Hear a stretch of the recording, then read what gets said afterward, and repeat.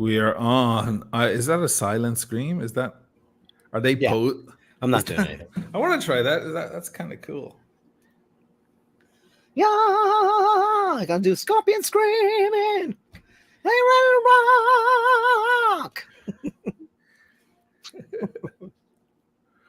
rock. rock bands, when they do poses, there's always one guy in the band who does like,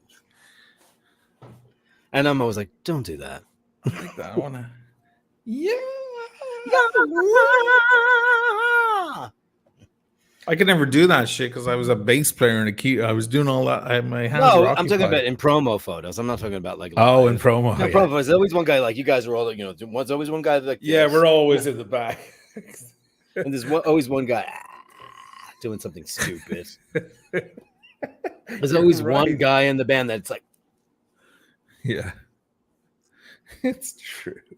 And then there's the serious guy, because I listen to Rush. Yeah, I'm the brains behind the band, and I read Nietzsche and brooding. Yeah, I'm into Proust. I'm into Proust. He's into I'm Proust. Yeah. And then there's the side guys. Chin up. Yeah. Doing the posing. Well, hello everyone. Good evening and welcome to iBashers.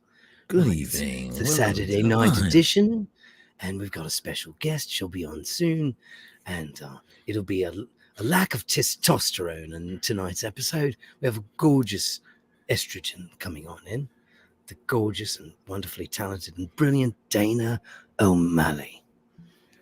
Nathaniel wants to know if we're drunk. Nathaniel, I'm not drunk, but I'll tell you what I am. I'm bloody hungover. Last night I was up all night finishing that video, that IWC video, and I got. So I went around. I didn't have any booze in the house for like proper booze to fix, the hair of the dog. So I just went around to Corner Pub. Do you remember that place there? Corner Pub. I do indeed. I did, a bit. I walked in and they, what they say to me now, John Morty, they call me a Morty, my love. That's a really big compliment for a Venetian to say, hello, my love, how are you doing? This is the way they speak. They're funny. And they only say it to like their best mates. Is that Milgauss telling you that? That's Milgauss, yeah. Oh, it is. And he had his Milgauss on. Sure doesn't. And he treats it like shit. Like it's beat to hell. That guy wears a Rolex like a guy should wear a Rolex. A Rolex. Yes. He doesn't give a fuck. He's being a barrister all night, a barista all night, and he's clanging stuff. And his Milgauss looks fucked up, but in a great manly way. It's well worn, and it's hanging off his watch. wrist. It's a man's watch. He's wearing that at the bar, and he's like, he's making drinks all night, and. I said, dude, I drank way too much. I need the hair of the dog. And he's like, what were you drinking? I was like, gin, among other things, gin. And he goes, which kind? I'm like, Tanqueray. And he goes, okay. And he makes me a big pint Tanqueray thing. He's like, fucking shoot that back. And you'll be golden. And thank God he did it, because right now I'd be like this. Hi, welcome to So it's fixed me for the evening. I'm not drunk though at all, as you can tell. I'm perfectly coherent. Now we have a Dana coming on. I had one Peroni Pyre. This is my second Peroni. I like Italian beer. I love Italian beer too. Des Ferris, evening gents from sunny Mallorca. Des, you're in Mallorca. Des. Nice. Just tuning in with a glass of vino. Nice one. Is it as hot there? What kind of vino are you having? Is it as hot in Mallorca as it is in Venice? It's 30 degrees Celsius right now, which is, what's that? 90 or something? What's that in Fahrenheit? I never know. I still don't know. I just know 0 is 32. Right. And 100 is fucking you're dead. Right. Oh, look who's backstage. Ladies and gentlemen, the incomparable Miss Dana O'Malley. Looking very California. Yeah. Hey. Yeah. I had to have my studio outside today because I have kids in the house, and otherwise we would hear mommy, mommy, mommy every 4 seconds. Are you a mommy? You telling the world? You're divulging your personal life? Oh, are we not doing that? No, You can do whatever you want. It doesn't. iBashers is fine. Yeah. Matthew Bagley, $8.99. Thanks, man. Loving the content, chaps. We won't.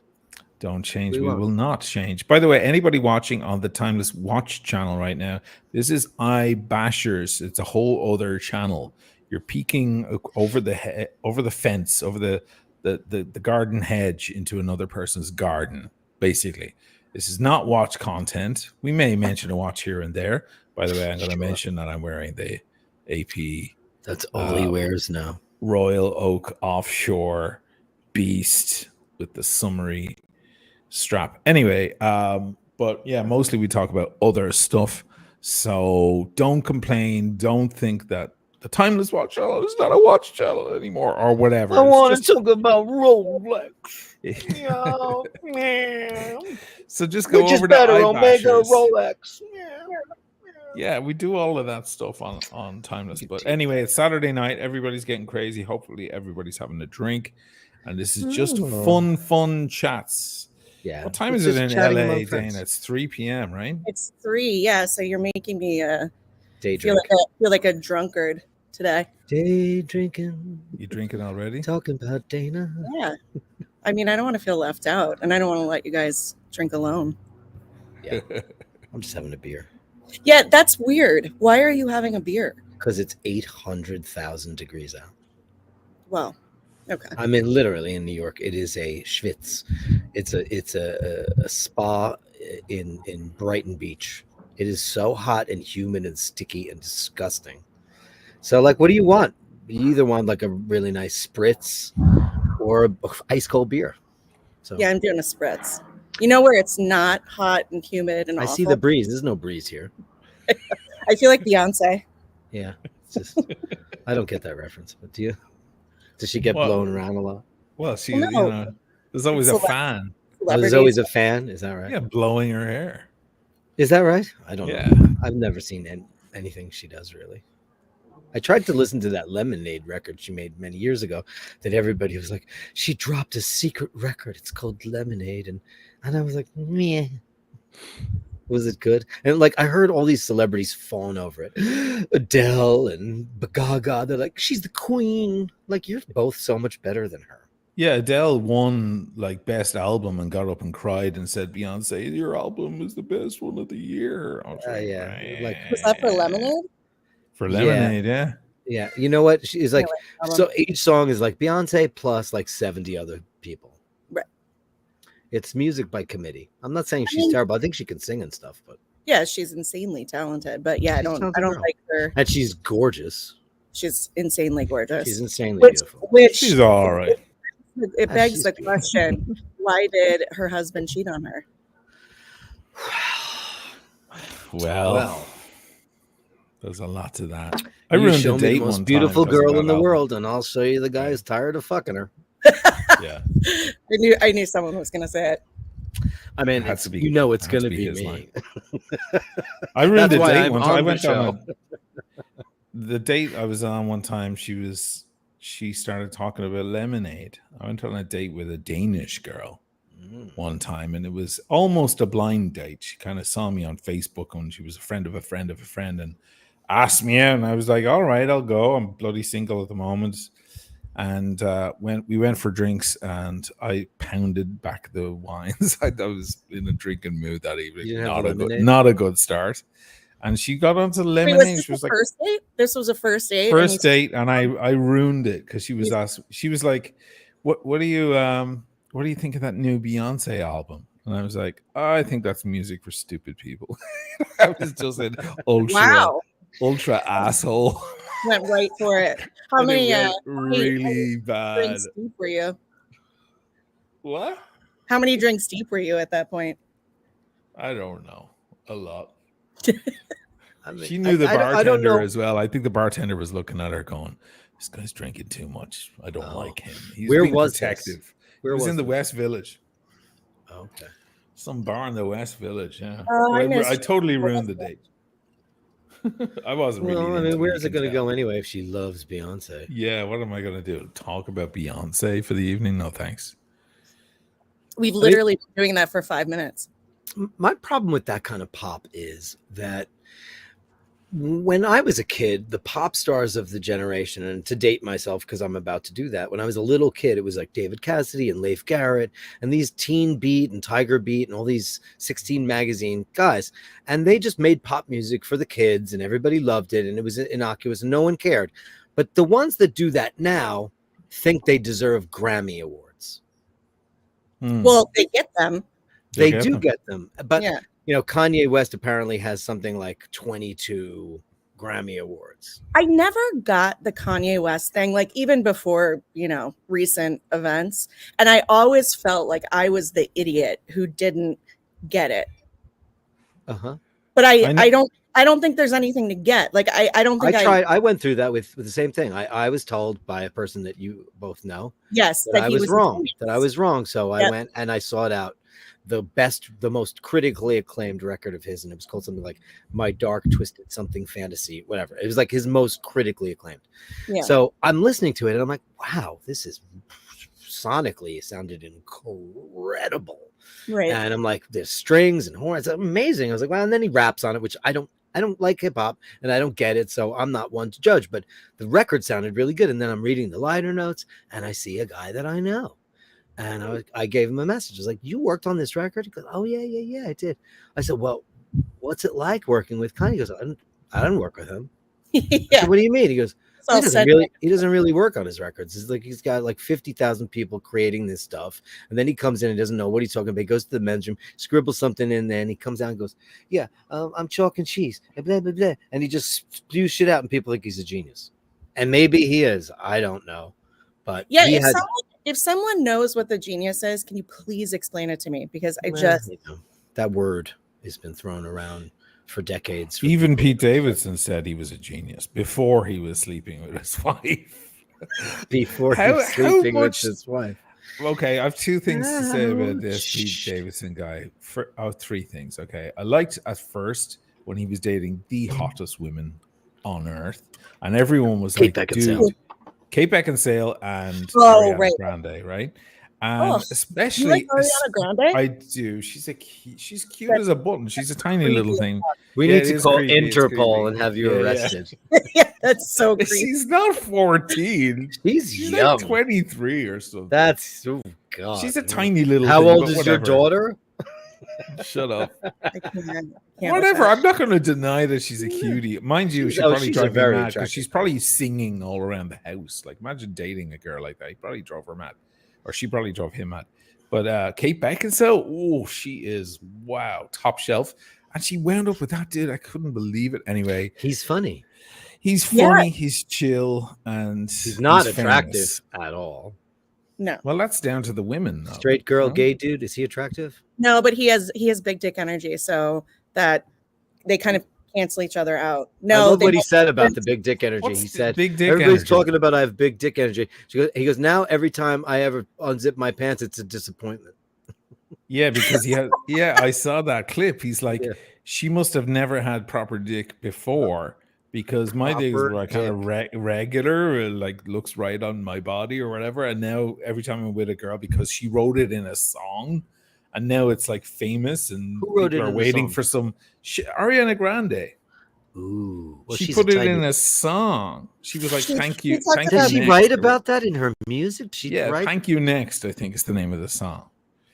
As though she pretends he doesn't know Ariana Grande's song. No, I don't actually. I don't. But I'll tell you who I do like recently. I like bloody Taylor Swift. I like her. Oh no! I like her personality. Oh no! I like her. Isn't it weird? Her fake projected personality. Yeah, she's very sarcastic and she's cool in the interview. I like how she screwed a record company. That's about it. Do you want me to just leave and let you guys talk? No. You pissed? I mean, I don't like where you're going. Yeah, it's like, because I just think she, from when she came out, her father was a quadrillionaire, and she got all these auto-tune demos, and she couldn't sing live, couldn't play live, and then eventually became, enough of a journey woman to be able to pull it off. So it's not terrible, but her records are, she's got a couple of songs that are catchy. Troy McMahon, 10 British pounds. Thanks so much. Big news, folks. My German shepherds and I have been selected by the film industry to be in an upcoming World War film. Kenny Gracie called my home yesterday. I'm acting a role as a German soldier. Soldier. I live in LA. I don't understand how that happens. How did this happen? I don't know. He's got beautiful puppies, and the company wanted them. No, I know, but did someone like see the dogs when he was walking? Like, how did this come to be? Does he know? Troy, let us know. Expound on it, Troy. Let us know. You know what I used to do as a teenager? I heard, I can't even remember the exact story, but I heard once that a talent scout had found some famous vocalist singing at a gas station. So from the age of like 16 to maybe even embarrassingly 20, I would sing as I got my gas in hopes at the gas station, just in case the next car over, it was a big producer guy. Yeah, just in case there was like a Broadway director. You can really sing. The two of you guys can sing. That's two people on the screen who can sing, because I can't sing to save my life. I don't know, but can you not sing at all? I've never heard you sing, actually. I do not have a singer's voice. Emmett Your brother can sing.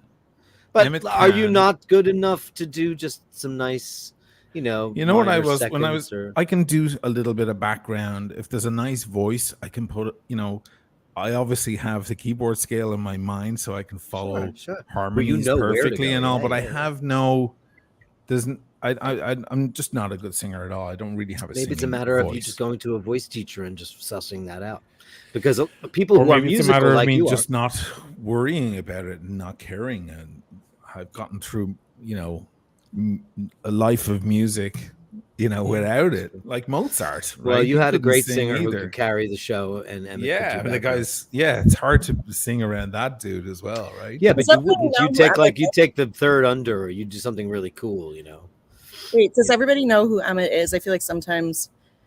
But we've mentioned it before. Emmett is your husband. What if there's somebody new here? Oh, okay. Well, we're talking about her husband and his brother, and he was in a band with Oisin called Mr. North, and he's a fabulous guitar player who played with Enrique Iglesias, among a bevy of others. He's actually in, God, where is he? Idaho or somewhere? He has a gig in Idaho. Like, why don't you give his coordinates out so people can go after him?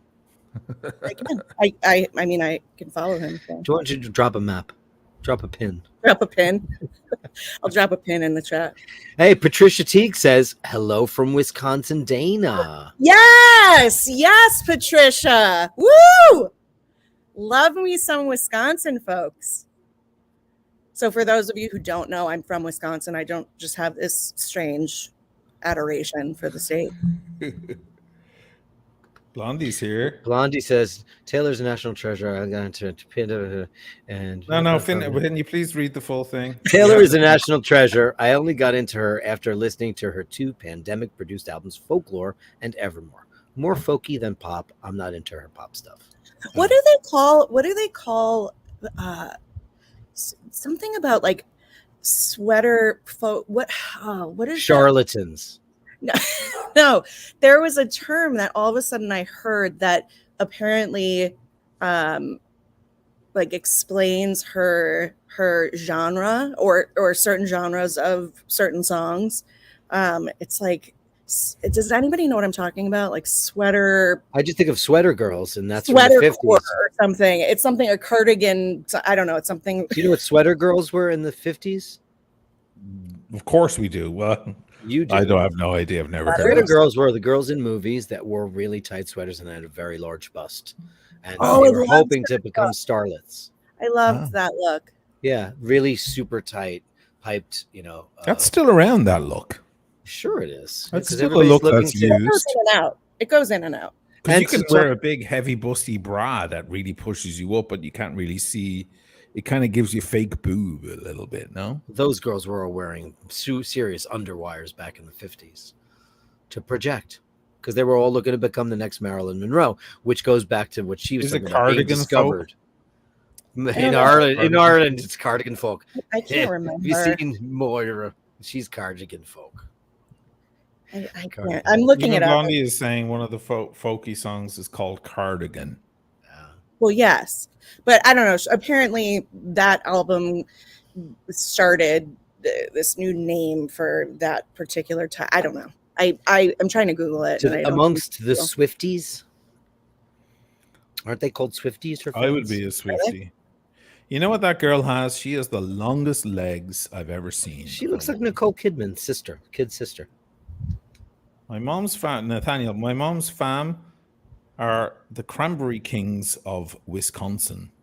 That is brand new information to me that we have Wisconsin-ish people. No, just that there are cranberry farms in Wisconsin. I've never heard of that. Nathaniel is a friend of ours and a friend of the channel. Yes, he is. That's very cool. Yeah. My dad makes guns, so there's that. Yeah. I love his guns. They're cool. They're beautiful. But yeah, I mean, he makes the stocks of guns, right? Makes the stocks of guns, which for anybody who's not familiar with a rifle, there's a stock, which is the wood that you tend to see on a gun. And then, yeah, he builds guns, and he does this crazy, what's called checkering, and makes these beautiful designs. I have an appreciation for that. However, the amount of guns that the man owns, I mean, he definitely could supply a militia. So there's that. He could be a well-formed militia. Good. So are we going to talk about? We're going to talk. First of all, R. Kelly was put away. Ghislaine Maxwell was put away. Finally, let's put all of those fuckers on an island, surrounded by sharks with no food, and I don't know, other horrible What things. took them so long with R. Kelly? Wasn't he up to this stuff for years? Like, yeah, I don't. As long as I know R. Kelly, I know the stupid song he got famous. I Could Believe I Could Fly. That stupid song, and then him peeing on girls or something. 14-year-old or something. Oh, that wasn't all. No. He kept girls like basically hostage.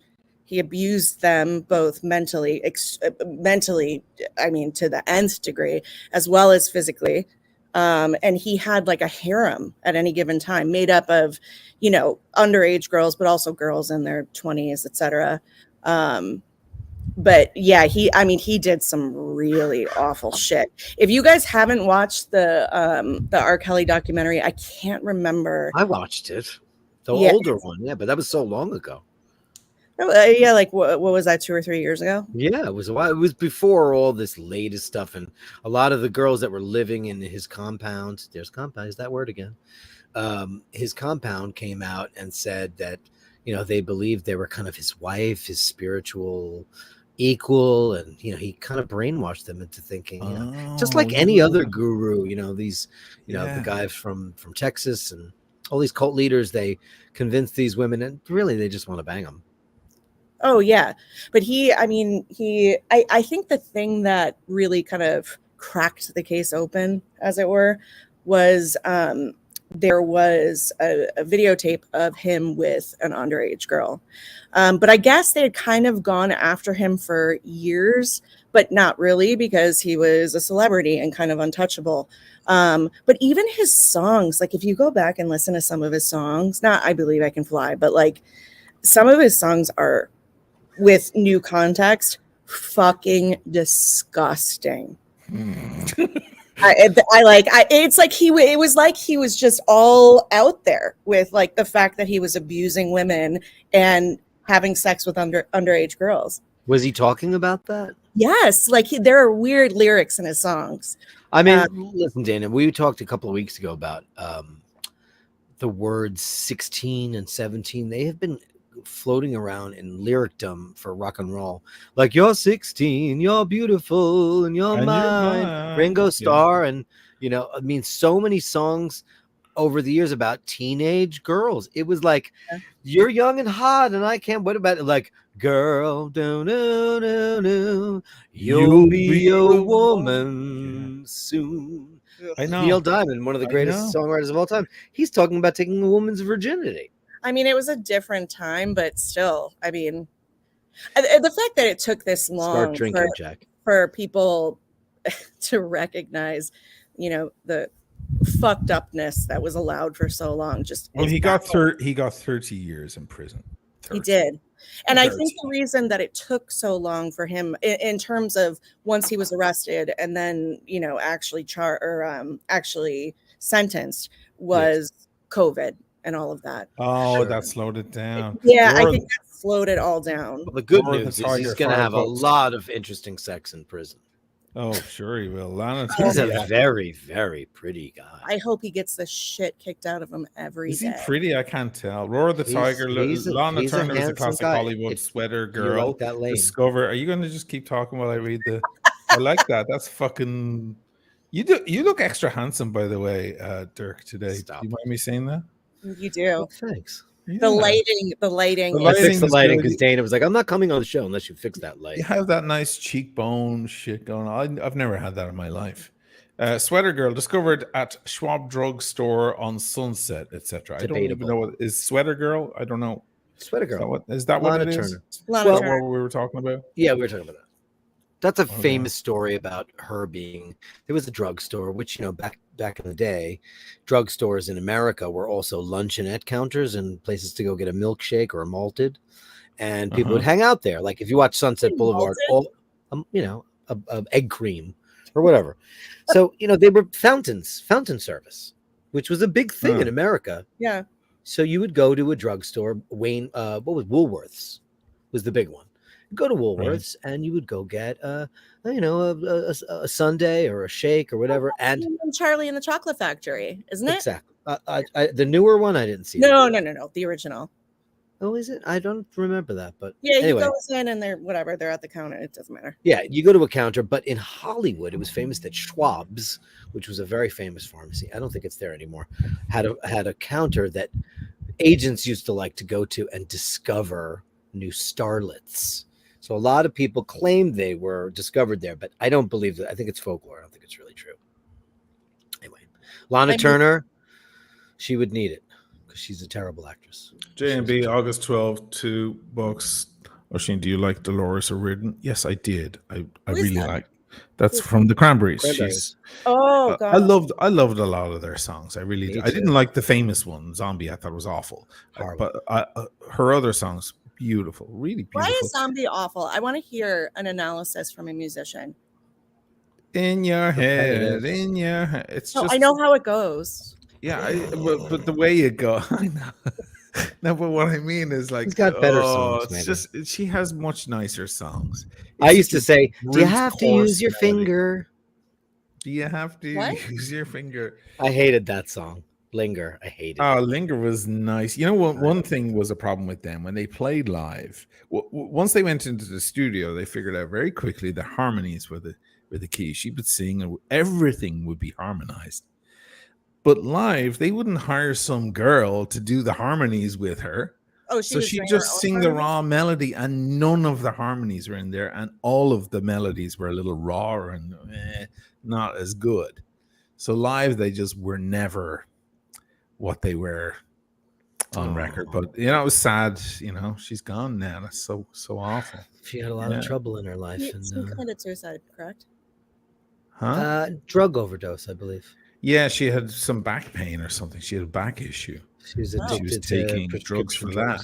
She overdosed on prescription drugs? Yes, I believe so. Oh, that's awful. Yeah. She's good. They had great songs. Jack White says, I'm going to take a drink every time Oisin touches his hair or Dirk breaks into song. I haven't been touching my hair tonight, have I? Have I been doing that? I do it a lot. I know I do it a lot. I should be wasted within the next 10 minutes. You should. So, there. I'll go ahead. Have a drink there, my friend. Jack. Why is he named Jack White? Is he a big Jack White fan? What if it is? His name might also be Jack White. Do you have a drink in your hand? Another head hangs lowly. Child is slowly taken. Why are you singing it like that? Because that's how she sings it. That is not. She does. Go ahead, you sing it. Go ahead, you can sing. No, I'm not singing that. The thing is, the songs that you guys are bashing are like ones that I like. So I'm very like, I'm sorry. I am not a musician. No, I like Linger. I like Linger. I do. I don't like that. Do you have to use your finger? That's what I used to say. It's not. I didn't like that song. What's Which the big one one did that you they like? had? What's the big one that they had that was the big Ireland? Welcome, travel to us. What was that song? I have no idea what Dreams. Dreams. Yeah. Was that on a later album? I don't know. Dirk Dream. Diggler. When I put on Kelly CD on during my dates, it was straight to workbench in my room. Okay. You know what? Actually, can we go back to that for a minute? Because I'm curious as to what you guys think. Well, I think I know what you guys think, but also what the people here think. You have an R. Kelly. I mean, it's difficult because he's not this, very talented artist. Who says? Maybe he is. He's a good singer. Okay. Very good. I mean, nobody's like dying on the cross for R. Kelly's music, like People are. People there. Okay, he did this video called Trapped in the Closet. I don't know if you guys know what that is. It was like some weird sexual perversion, 10-part video. And I knew a bunch of people who used to come into Rio, and they gave it to me as a Christmas gift because they're like, you have to see this because it's so crazy. And I watched it, and it was, this guy should have been indicted then. That's what I'm saying. It was midgets and children, and it was weird. And but that guy can sing. And I believe he plays piano too. I think he's a talented guy. So finish your point. I mean, that's fine, whatever. My point is, so he got canceled, which I mean, justifiably so. But now I think all of the major music platforms pulled his music. Right. How do you guys feel? Like, is that what we should be doing? Like, is that what pulling the music? Like, do you separate the artist from the art? Blah blah blah. That's a great question. When it's I love this, that question. when it's this bad, I'm not talking about. I love that. Well, it's like Roman Polanski, right? He definitely slept with that girl. She doesn't mind. She's been trying to get him off, but he definitely did it, and he made great films. Do you separate? I always thought yes, because let me tell you a little story. Years ago, the Irish, we love our soccer, but we were never that good, right? So we'd watch the World Cup and we'd never get very far into it, It would usually be, Brazil and Italy and Britain even, getting up there into the quarterfinals, semifinals and so on. Ireland rarely did. And Ireland did once back in 1992. And people are still talking about it to this day in Ireland. But we had a striker, like a star player called Roy Keane, and he was a big deal, and he was great. Now, I know shit all about soccer, really, but I saw this from the outside, and Roy Keane was a striker, like a real powerhouse, a little bit like some of these great players who can play a soccer match in front of the world, get the ball, and bring it all the way to the goal. It takes incredible guts, knowing that 1 billion people are watching you. Like, to fumble the ball is so easy, right? But he was a little bit arrogant. And they kicked him off the team because he was lecturing the rest of the team. And I thought, you know what, guys, let it go. It doesn't matter. He's a bit of an arrogant prick. He still is to this day on interviews, on TV and so on. He's a bit pig-headed. But who cares? Because it doesn't matter. What matters is he gets the ball into the goal. That matters. You can forget about it. You can all have a drink later and worry about his personality and his ego later. I always thought the same with Maradona and other players like that. They were always like, it doesn't matter if they have big heads, big deal. They're horrible to be around. Big Some deal. of the biggest people in history have the most successful people are assholes. Donald Trump. Some of them are just dickheads, and you just put up with it. So, okay, now it's a bit different being an egotist and a dickhead and then a child rapist. Okay, that's different. Yeah, that's what I was just going to say. I was muted because I was making myself a drink. But that is very different than keeping someone trapped in a closet, literally. Oh, yeah, that's very weird. Can I just stop? And I'm going to show this so I don't make a mistake. I don't want anybody to get it wrong. I love Dolores O'Riordan. I'm not making fun of her at all. I love the Cranberries. To the Faithful Departed is my favorite record that they ever made. So don't JMB August 12th. No, I love her. I would never, ever, ever. I just don't like Linger, but I like everything else. Yeah, you did seem like you didn't like her, and you were making. No, I love her. Okay. Oh, I love that. And Yeah. I don't mind Zombie. No. I'm just trying to be funny. So anyway, take it all seriously. you know, She's great. I don't know. Like, if R. Kelly, if he wrote a song that broke my heart and lyrics that, you know, stripped my soul to pieces, no, he you never know? will, because he wrote "I Believe I Can Fly," which is Right, it's garbage. horrible. But if he wrote amazing, I wouldn't surely- forgive him for his sin. I wouldn't forgive him for, but I would still listen to the song. I can separate. If there's the answer. This, I didn't have to go on a big long tangent about Roy Keane. There's your simple answer. I can separate the art from the man. You Yes. can. I'm talking about en masse, though. Like, do we remove them from platforms?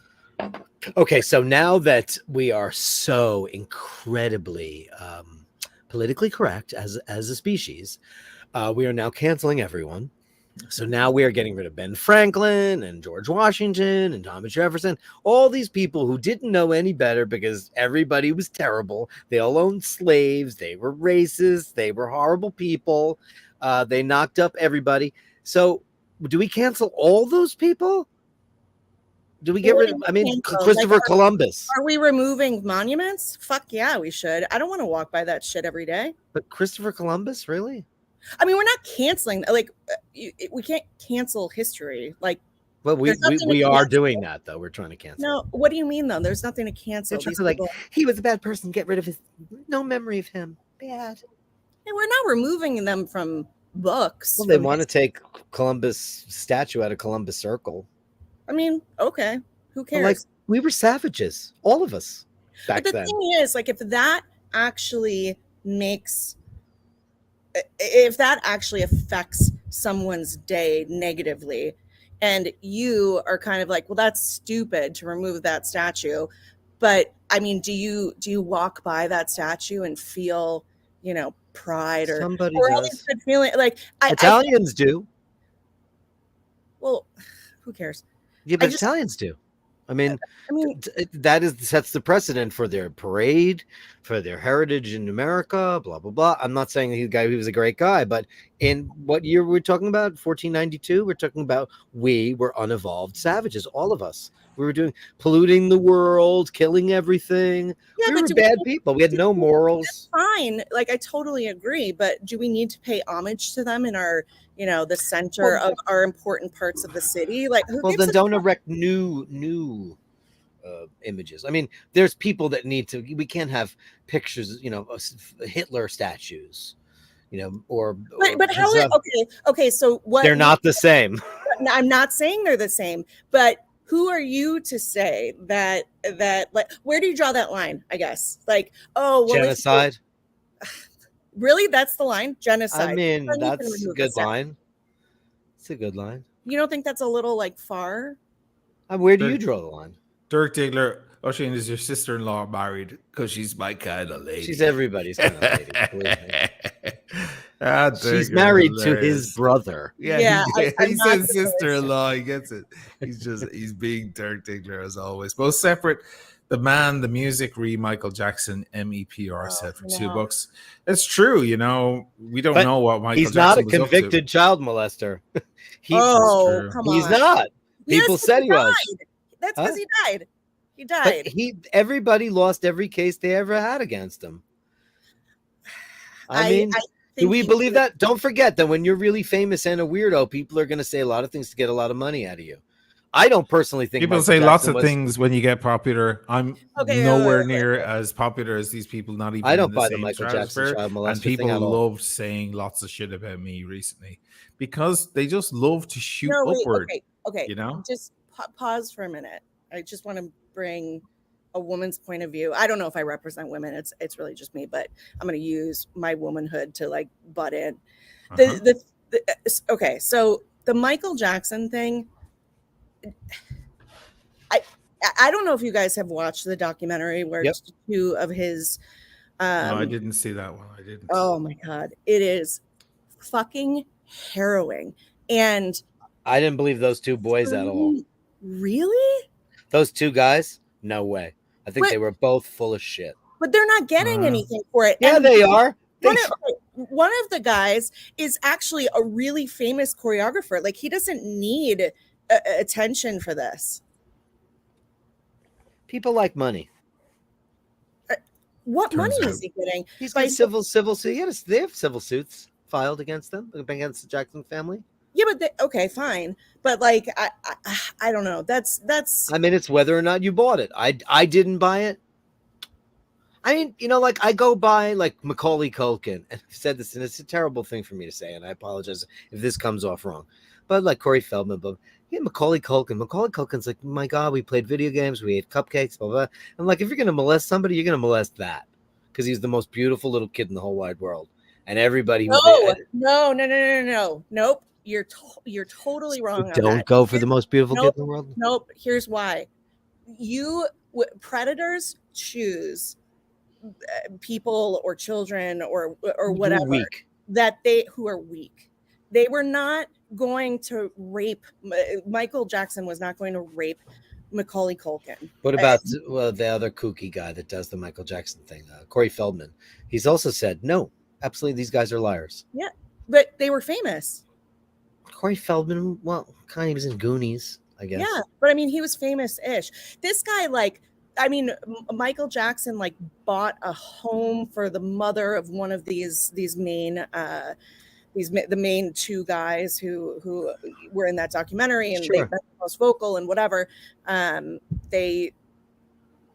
You prey on the weak, and so just because Corey Feldman and Macaulay Culkin didn't get raped doesn't mean other children didn't. It doesn't mean that they did. Argument. Doesn't mean that they did. I'm not saying that, but it's not like pedophiles, like any child that they come across. That's not how it works. No, I understand. I've read enough to know. I know you and Paul are the biggest Dateline lunatics ever. So you know about the sweet tea and all that stuff. I actually get so grossed out by it. I should work for the FBI. My knowledge. I should have a degree. Brittany, and I'm saying this as a person that. Excuse me, I'm speaking. Thank you. Sorry, Brittany. Sorry, he keeps doing that. He just talks over me like I'm not even in the room. What's wrong with you today, Dirk? Brittany Pierce says, also, I am obsessed with Dana. Oh, we have a lot of fans. Brittany's in the house. Sorry, go ahead, Dirk. Sorry, excuse me. No. I'm not a fan of Michael Jackson's music. I think he was okay. I don't think he's the god that people think he was. I think he's so super overrated.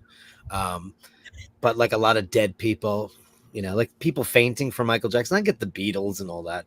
I just don't see it. I just see it as like, this guy's such a big star and such a weirdo who was abused by his dad. He has a terrible life. I think he was just looking for camaraderie. I'd like to think that maybe it's just wishful thinking. Maybe he was the worst pedophile in the world, but I just don't buy it. And he was never convicted of any of it. There was never enough proof for a court to say it's true. So Ghislaine Maxwell got 20 years. She got 10 years less than that dude. Give her the chair, though. Yeah, I mean, she orchestrated that whole sex ring thing. She is. I mean, she lured those girls in. Wasn't it her, really? She was the mastermind? Yeah. Or at least she was the liaison, at least that. There's arguments about whether or not she was also a victim, which I struggle with.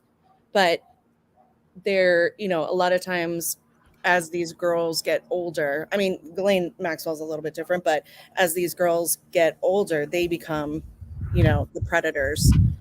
They're the ones who bring new girls in. And so then it's kind of like, so they become contract players. Yeah, but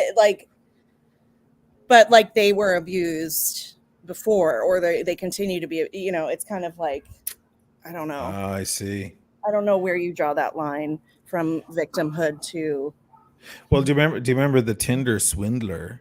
There was a woman who was ripped off by him, who was then posing as his ex-wife with child or something. Remember? Yeah, it was good. I assume you saw that, Dana. I'm going to go ahead and assume. Yeah, of course. You're the first to see that shit, right? Like they sent it to me early because they know I'm such an expert. So I mean, like she met that, like she flies on the private jet, and then she meets that woman who vouches for him. Later, it comes out she was also a victim, so she had Stockholm syndrome or some sort of, or maybe she was cut in on the deals. Maybe it was like, okay, I'm sorry you got ripped off. How about I cut you in on this shit and you pose as my wife with child or my ex-wife with child or something like that. So I guess it can happen that people get so messed up with stuff they wind up being converted. It's like they're the next, like they've graduated, they've gotten a promotion. No, it's true that happens, but it's kind of like, at what point are they responsible for their own actions? By the way, Hans, I agree with you. Most sad connections for sure. Most sad. She wasn't sad. Her father was. Ghislaine Maxwell was definitely inherited his connections with that, I believe. Now, what do you think what's his face's connections were? Jeffrey Epstein's. Dirk Tickler, finally two people can blab more than us shit. You haven't seen the half of it. I'm gonna sit back actually. Am I blabbing too much? No, you're not blabbing. You're great. You're here. Somebody also said I'm being negative. Life is too short. Don't read the comments. Turn them off. I read the listen, I've learned over a period of time that don't read them. Don't read them because it'll throw you off, and it's thrown me off. Unless they super chat like this one. This is about watches. Sorry, okay. Ryan. It's because it's this is not a watch thing, but that's okay. I don't mind the watch question. I can understand because you're probably watching on the Timeless Watch channel, and that's actually my fault. Anyway, let me answer it real quick. Luxury buyer, 7.25-inch wrist. That's nearly a little bit smaller than mine. Oh, that's you. Okay. 300 Heritage. Black Bay, Planet Ocean, GMT. I would say the 300 Heritage. Oh my God, 100% with absolutely. The blue dial, 100%. The new one with the sandwich dial. Yes, let's do it. Oh okay, now that is the and on we move. I hope that answered your question, man. What's the watch I want? You want a Datejust with a blue dial. Yeah, with everything. No, I don't want a blue dial. You want all the stuff. No, I want it solid gold.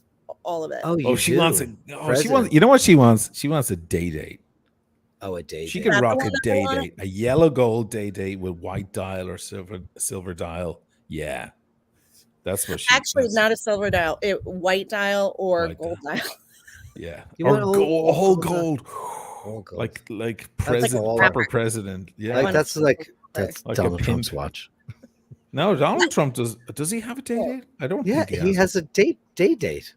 He has the president. He has the president. Yeah. That's right. The 36 minutes. Yeah, he does. You did the episode on. Yes, that's right. I should know, right? Yeah. But Britt Pierce is still here. Man, this whole topic makes me so sad. Us too. I feel a bit sick to my stomach. I really have no patience. We can move on. We'll move on. We don't need to. We'll move on. Yeah. You know what? That's another thing that we do in humanity is give all these terrible people press.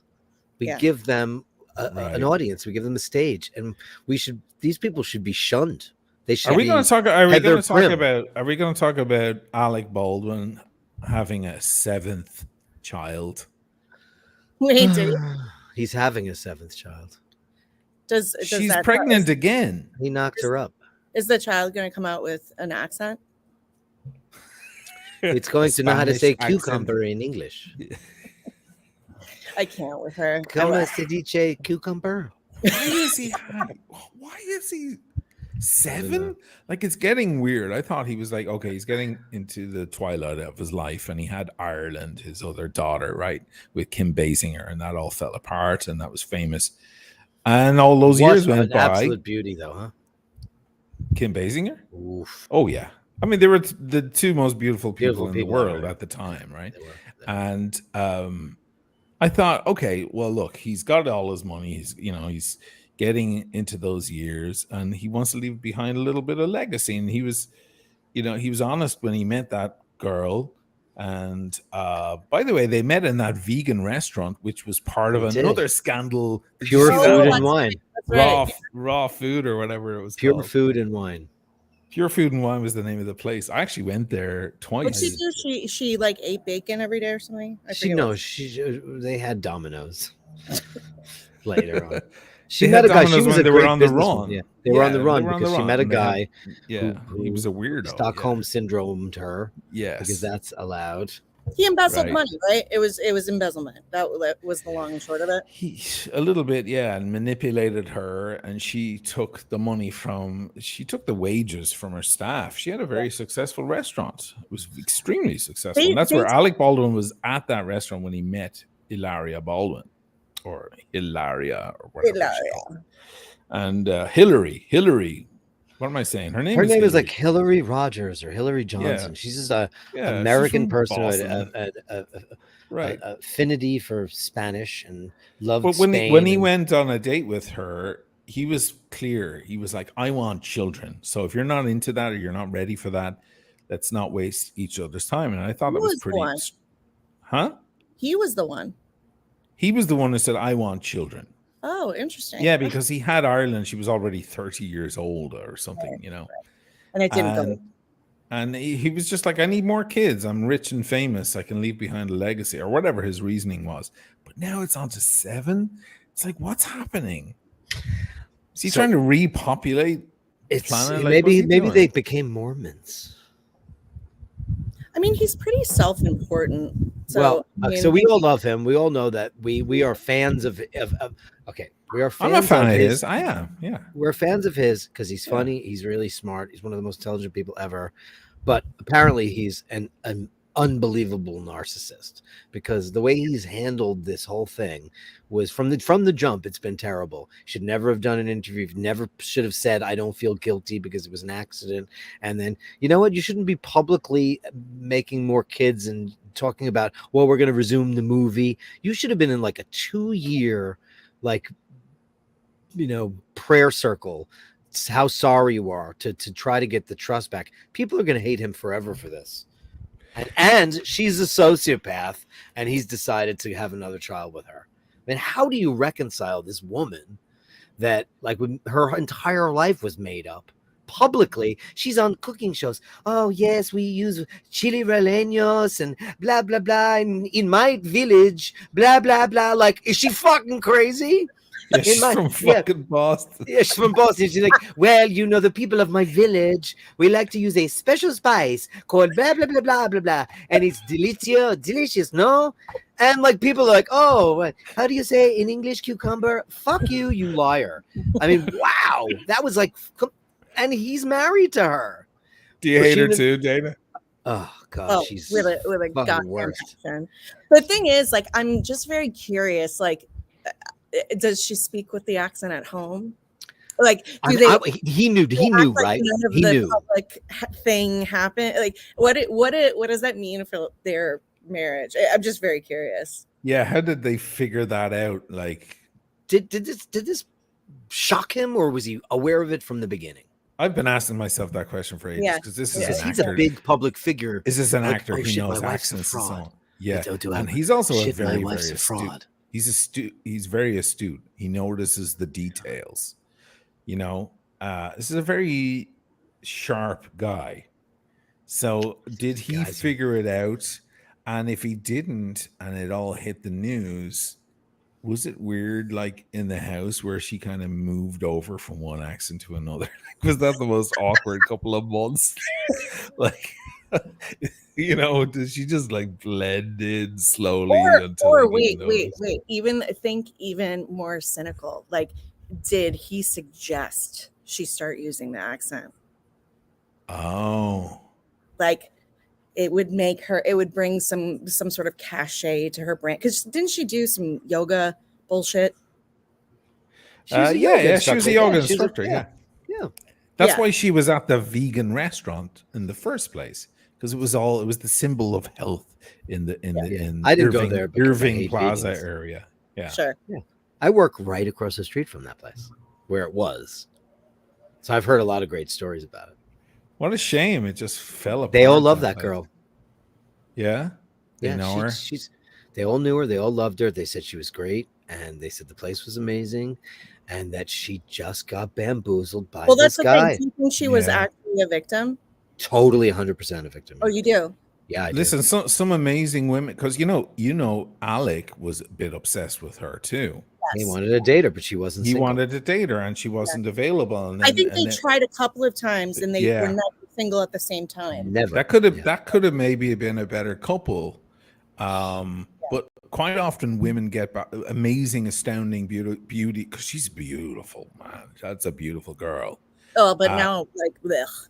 Well, now she's, it's melting. It's melting. It's like Amber Heard. That's maybe the most stunning creature of all time in the history of the world. I don't think that girl was ever that gorgeous. Oh my god.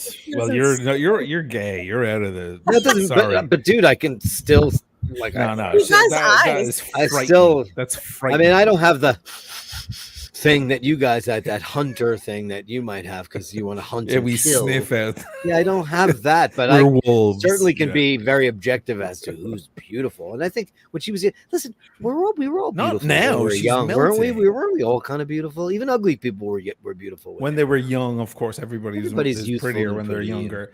But I think she was all right, but kind of diamond. She's certainly not Kate Beckinsale beautiful. Okay, well, it's another conversation, but I certainly think she is. But it's another conversation. But this can happen because do you remember Agneta or Anita or whatever from ABBA? Yeah. From what? She has an amazing. She was the most beautiful woman in the 70s. Gosh, Every man in the audience got uncomfortable in the seat looking at her dancing and so on.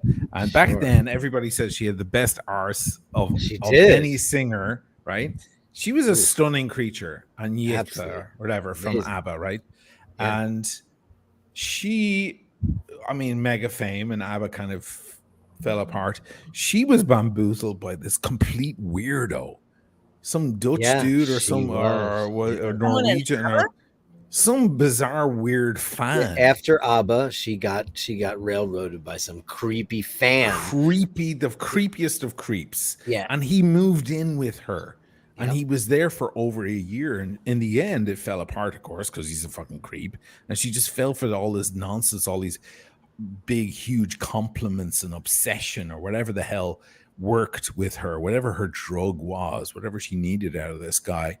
And she ended up getting a restraining order against him, so on. But it was a huge embarrassment for her.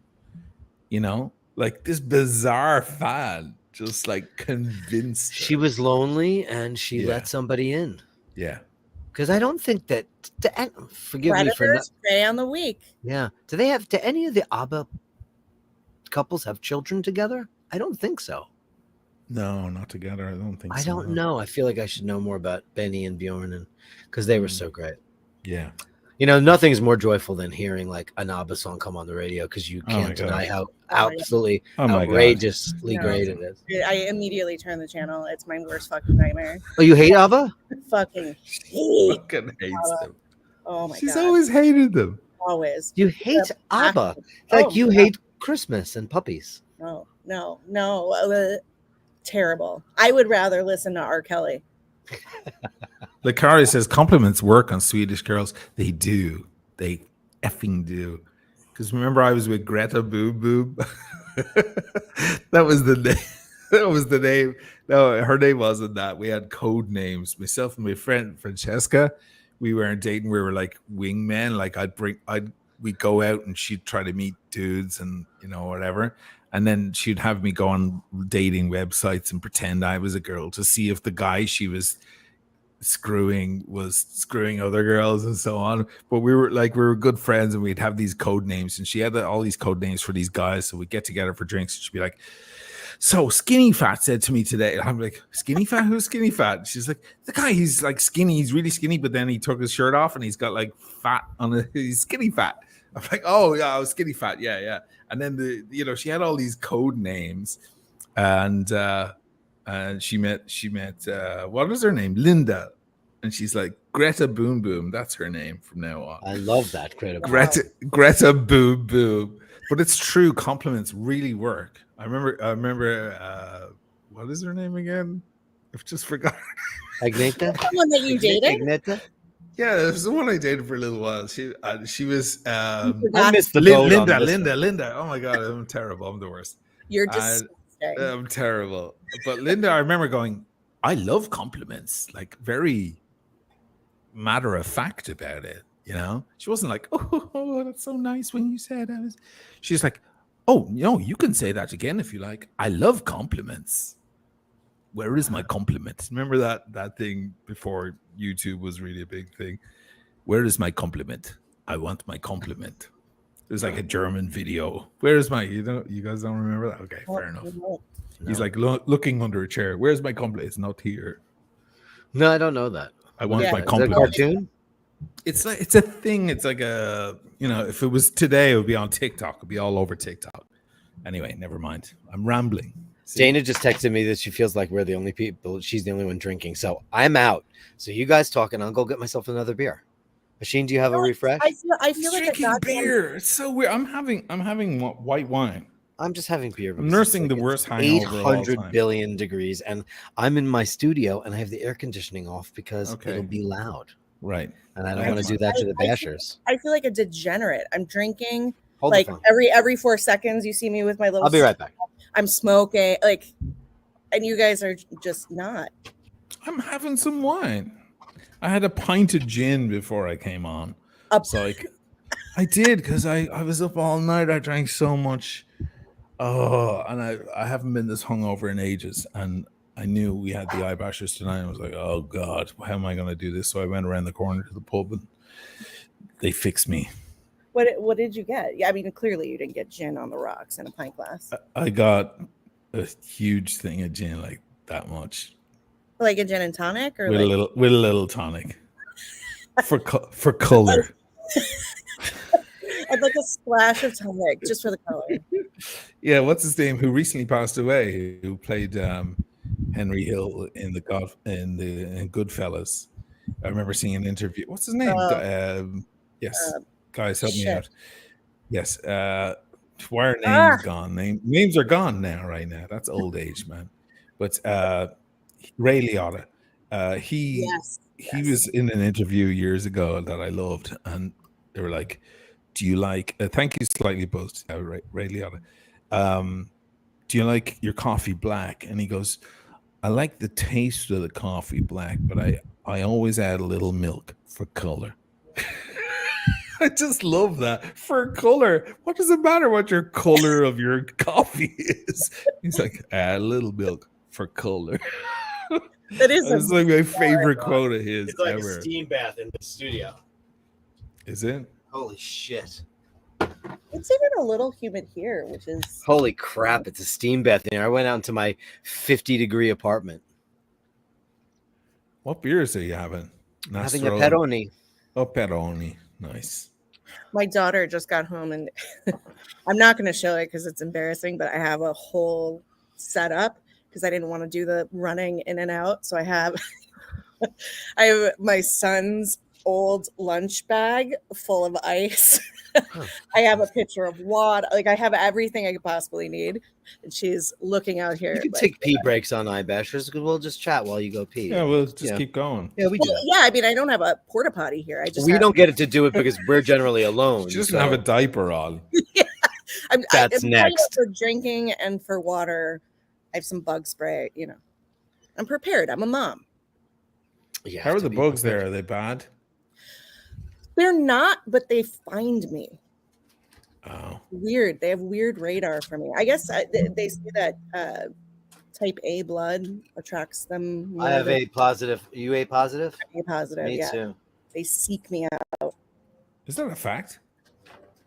No. I mean, the internet says it, so duh. Oh, so then it must be true. Must be true. Of course. Nathaniel's still around. Hey, man, forget vodka, Cran.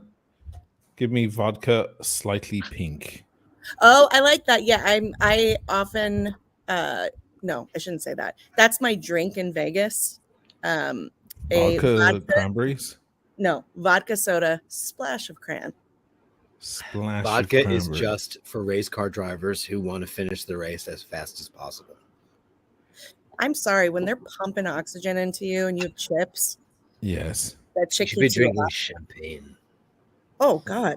Do you want me to fall asleep under a roulette table? Vodka. I mean, no alcohol really keeps one awake more than the other. They're all the same. No. That's like a myth. You're so wrong about that. Wrong. I don't know where to begin. Yeah. Oh my God. You don't want to believe it because you that's drink an them. Amateur thing to say. It's super amateur. Like, are you talking about the 24-year-olds who used to come into Rio and ask for No, murder? they're drinking sugar bombs. Yeah. And you know what? They're going to have cirrhosis and liver failure within 5 years. Listen, That's what's happening to them. Most red wines, especially big body red wines, put the yawns on you Oh, immediately. Vodka with cranberry juice you're the king of the world. That's worse than cocaine. What is? Tequila on ice, a good blue agave tequila on ice. You are electric for days. There's a total beer. A big pint of Guinness makes you sloppy, and you turn into like an old man, and you start reminiscing. Alcohol is the most dynamic and weird drug in the world. It changes what it does, depending on what drink you have. Absolutely. Yeah, I think like beer. If I have Negronis are dangerous. I'll get arrested on a Negroni. If I can have 2 Negronis, I'm getting arrested immediately. Negronis don't the police make sense. already know I'm having Negronis. Huh? Emmett, my husband, your brother. Yes. He's one of those people who can get he can be blackout drunk and like you would have no idea he was drinking. Oisin does that. Sometimes he says, "Oh, I was hammered last night." I'm like, "No, you were fine." He's like, "No, I was hammered." I'm like, "No, you were fine." I'm gonna tell you a true story. Is it okay if I say it, Blondie? Let me just say this, and then you can move on. Yeah. Negronis make him slur. It's like it changes. Through. I see. You see, it's true, Dirk. I was just talking to Blondie earlier on. We're talking. I have no memory of going to bed last night. Okay. This is how like crazy hammer drunk. She had no idea I was drunk. Yeah. She was like, you didn't seem drunk at all. I was chatting with her late, and then I jumped up this morning because we have the Raccolta here in Venice. Like in the morning when they get your trash, you can't leave trash out on the street in this town because you're living in a museum, literally. So you have to have it inside and you hand it out to them in the morning. It's a real pain in the ass for alcoholics like me because like you've got to be up early in the morning, right, for them. And I jumped up this morning. They ring the bell. I jumped up this morning to go get all the trash and give it to them, and it was gone. And just talking to her earlier, I hope you don't mind me telling this story, Blondie, but I was like, I jumped up and the trash was gone. I somehow brought it out, and she told me, she said to me last night, bring the trash down. Ooh. She was like, sweetie, bring the trash down before you go to bed. Remember? I didn't know. I don't have no recollection of her telling me that. But she was like, you didn't seem drunk at all. I can't believe that. So I guess myself and Emmett have that thing. We don't seem drunk when we're drunk. In his old age, he's starting to not be as strong a power. Well, I think all alcohol does different things to you. I just don't think that there's one particular. Then again, I don't drink liquor, so I've never encountered something that like was like an 8-ball of Coke and I'm ready to rock all night. Because you're not a big boozer. You never have been. Booze does that. How much scotch have you ever had in your life? I've never had any scotch. You've tasted it maybe or smelt it? I've tasted it maybe once and gone. So there you go. You're just Band-Aids and Band-Aids. You just don't know booze. So does whiskey give you that extra? Whiskey can have different effects depending whiskey on can be dangerous. Whiskey can be dangerous. You can go to the dark place or you can be extremely happy. Gin for women, do you want to make me cry tonight? Vodka? Gin, I'm an asshole. I want to fight and I just want to say horrible things to everyone. You know why? I think you're a cunt. That's me on gin. So I will never, ever drink that, ever. These are my true feelings, let me tell you. Yeah, you know what? Go on, Dana. So gin is I'm gonna cry. What's vodka? Yeah, for women, gin is I'm gonna cry. Whiskey, it can go either way. It depends on how the rest of your day was. I truly believe. Vodka upper, tequila upper until it's not. And when is it not? If you're drinking it in a margarita, the sugar, there's something with the sugar. It'll kill you. It pivots. Now, do you ever drink tequila like myself and your husband does? Absolutely not, because that's fucking. I don't drink any. I don't drink any liquor straight. The closest that I get to it is an old fashioned, and even then I drink it with bourbon, which is sweeter. So like I don't really drink straight liquor. I don't I love it, but I don't like the taste of it straight. You got to put something in it. Okay. Bourbon is like whiskey for pussies. Okay, calm down. It's like sweet, like entry whiskey. Okay, wait. Somebody just It's said not what about completely brandy, and I true. feel like I need to address that.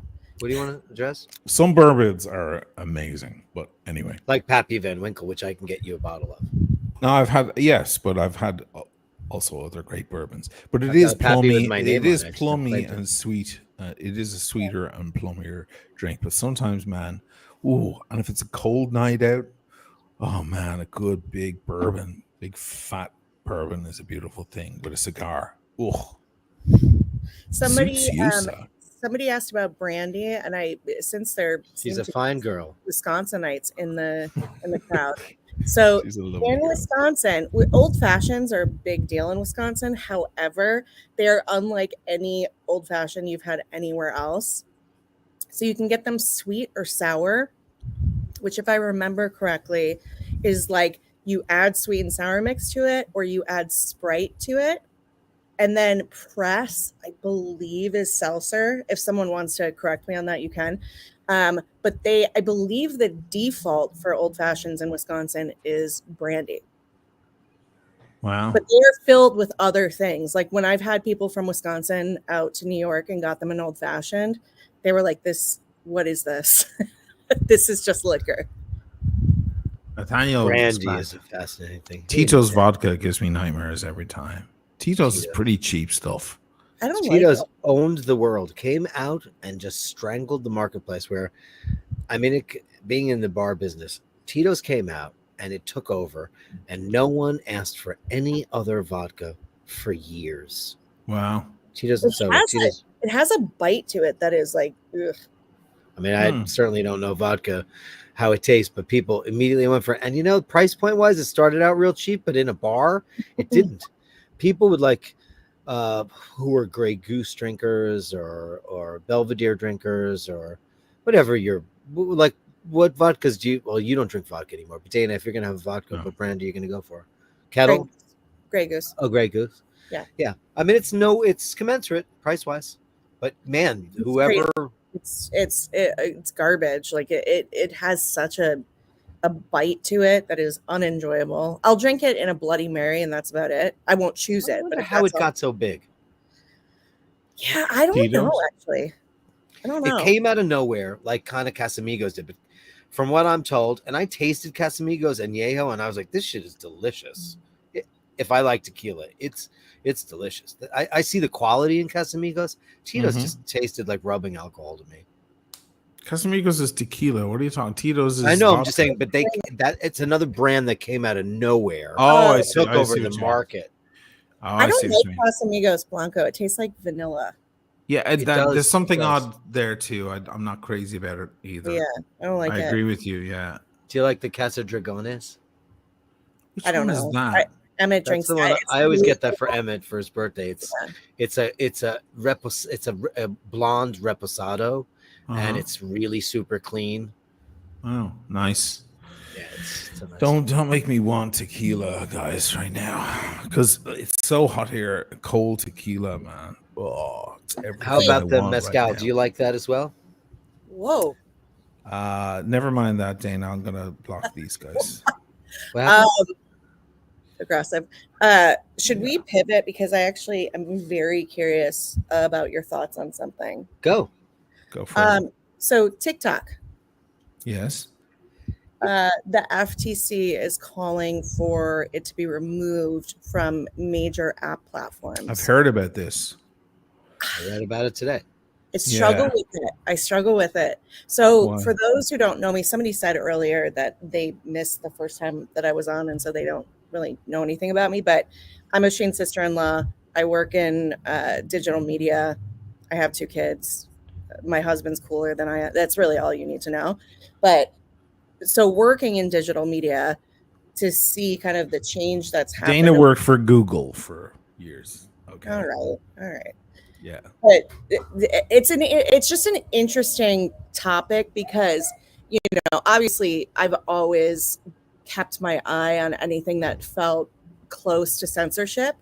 However, when you're talking about national security, and I don't know if this is controversial for me to say, so if I'm saying something wrong, please correct me, but I think we are 100% in a Cold War with China. Okay. What do you do with a TikTok situation? And for anybody who doesn't know, they're owned by a company called ByteDance, which is based in China, and the government is very involved in the company.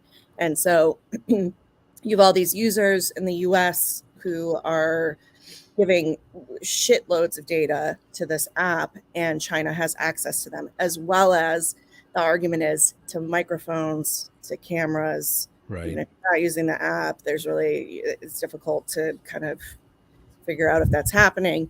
So anyway, I'm curious as to what you guys think about them potentially doing that. Is it censorship or is it a move? It's spying.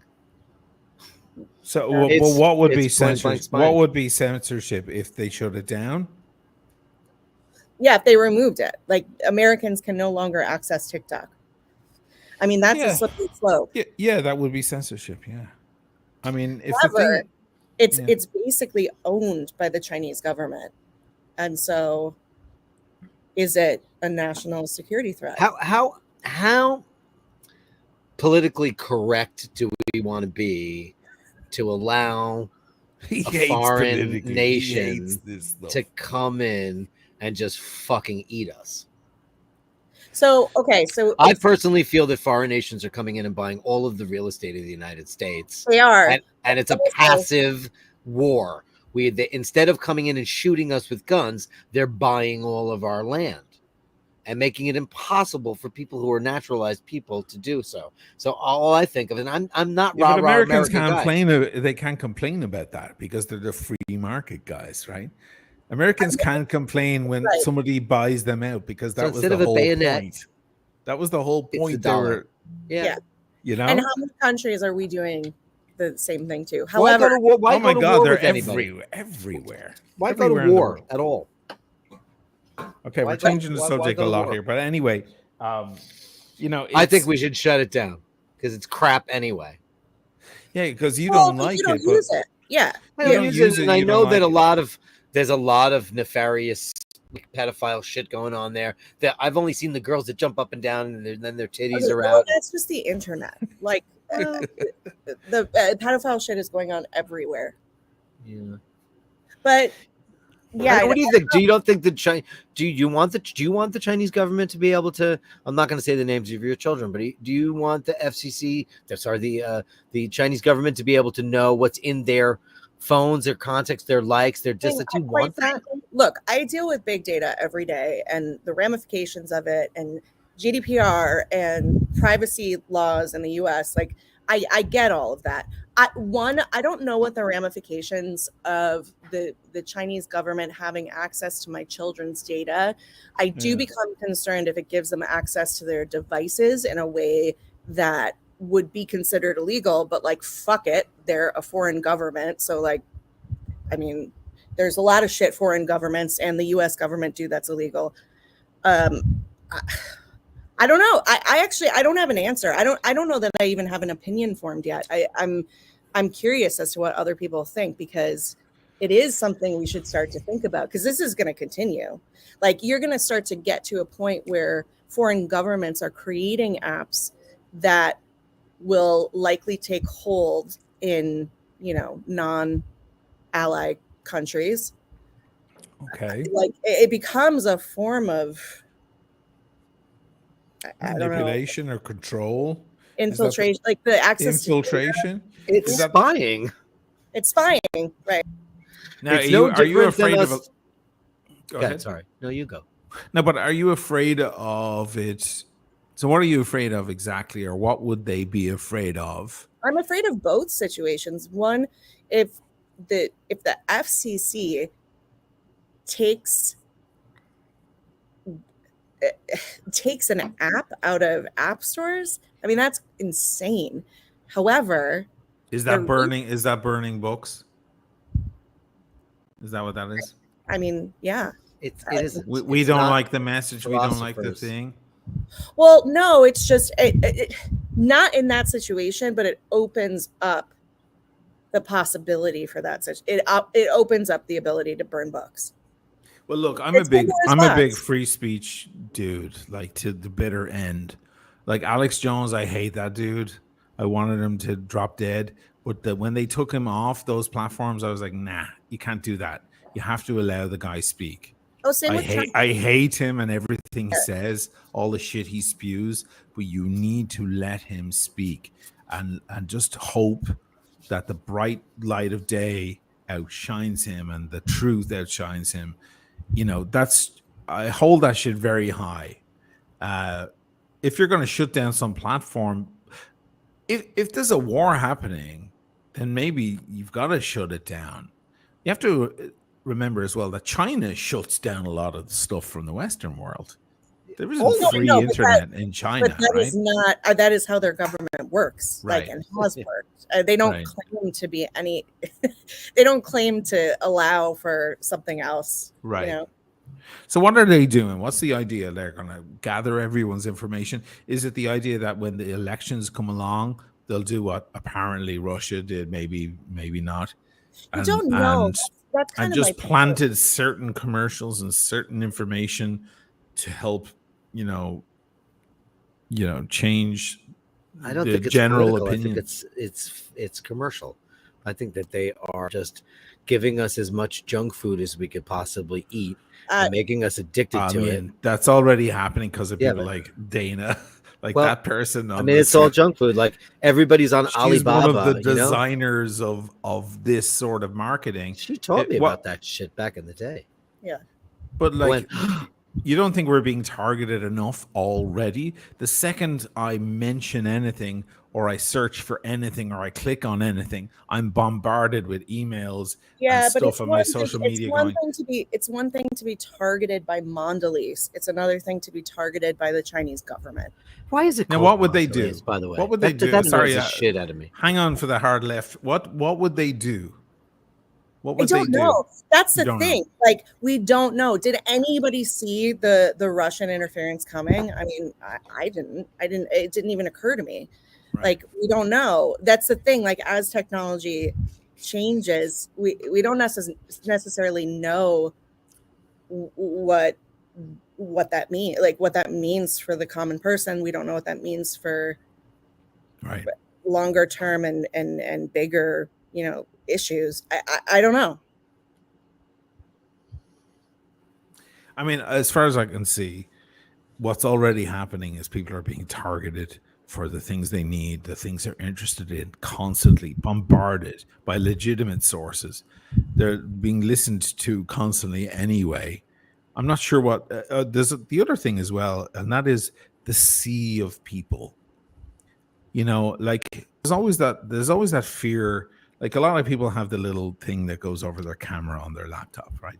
For privacy. Yeah. When they're jerking off to porn, or when their boyfriend comes over, or whatever. At my cock. Right.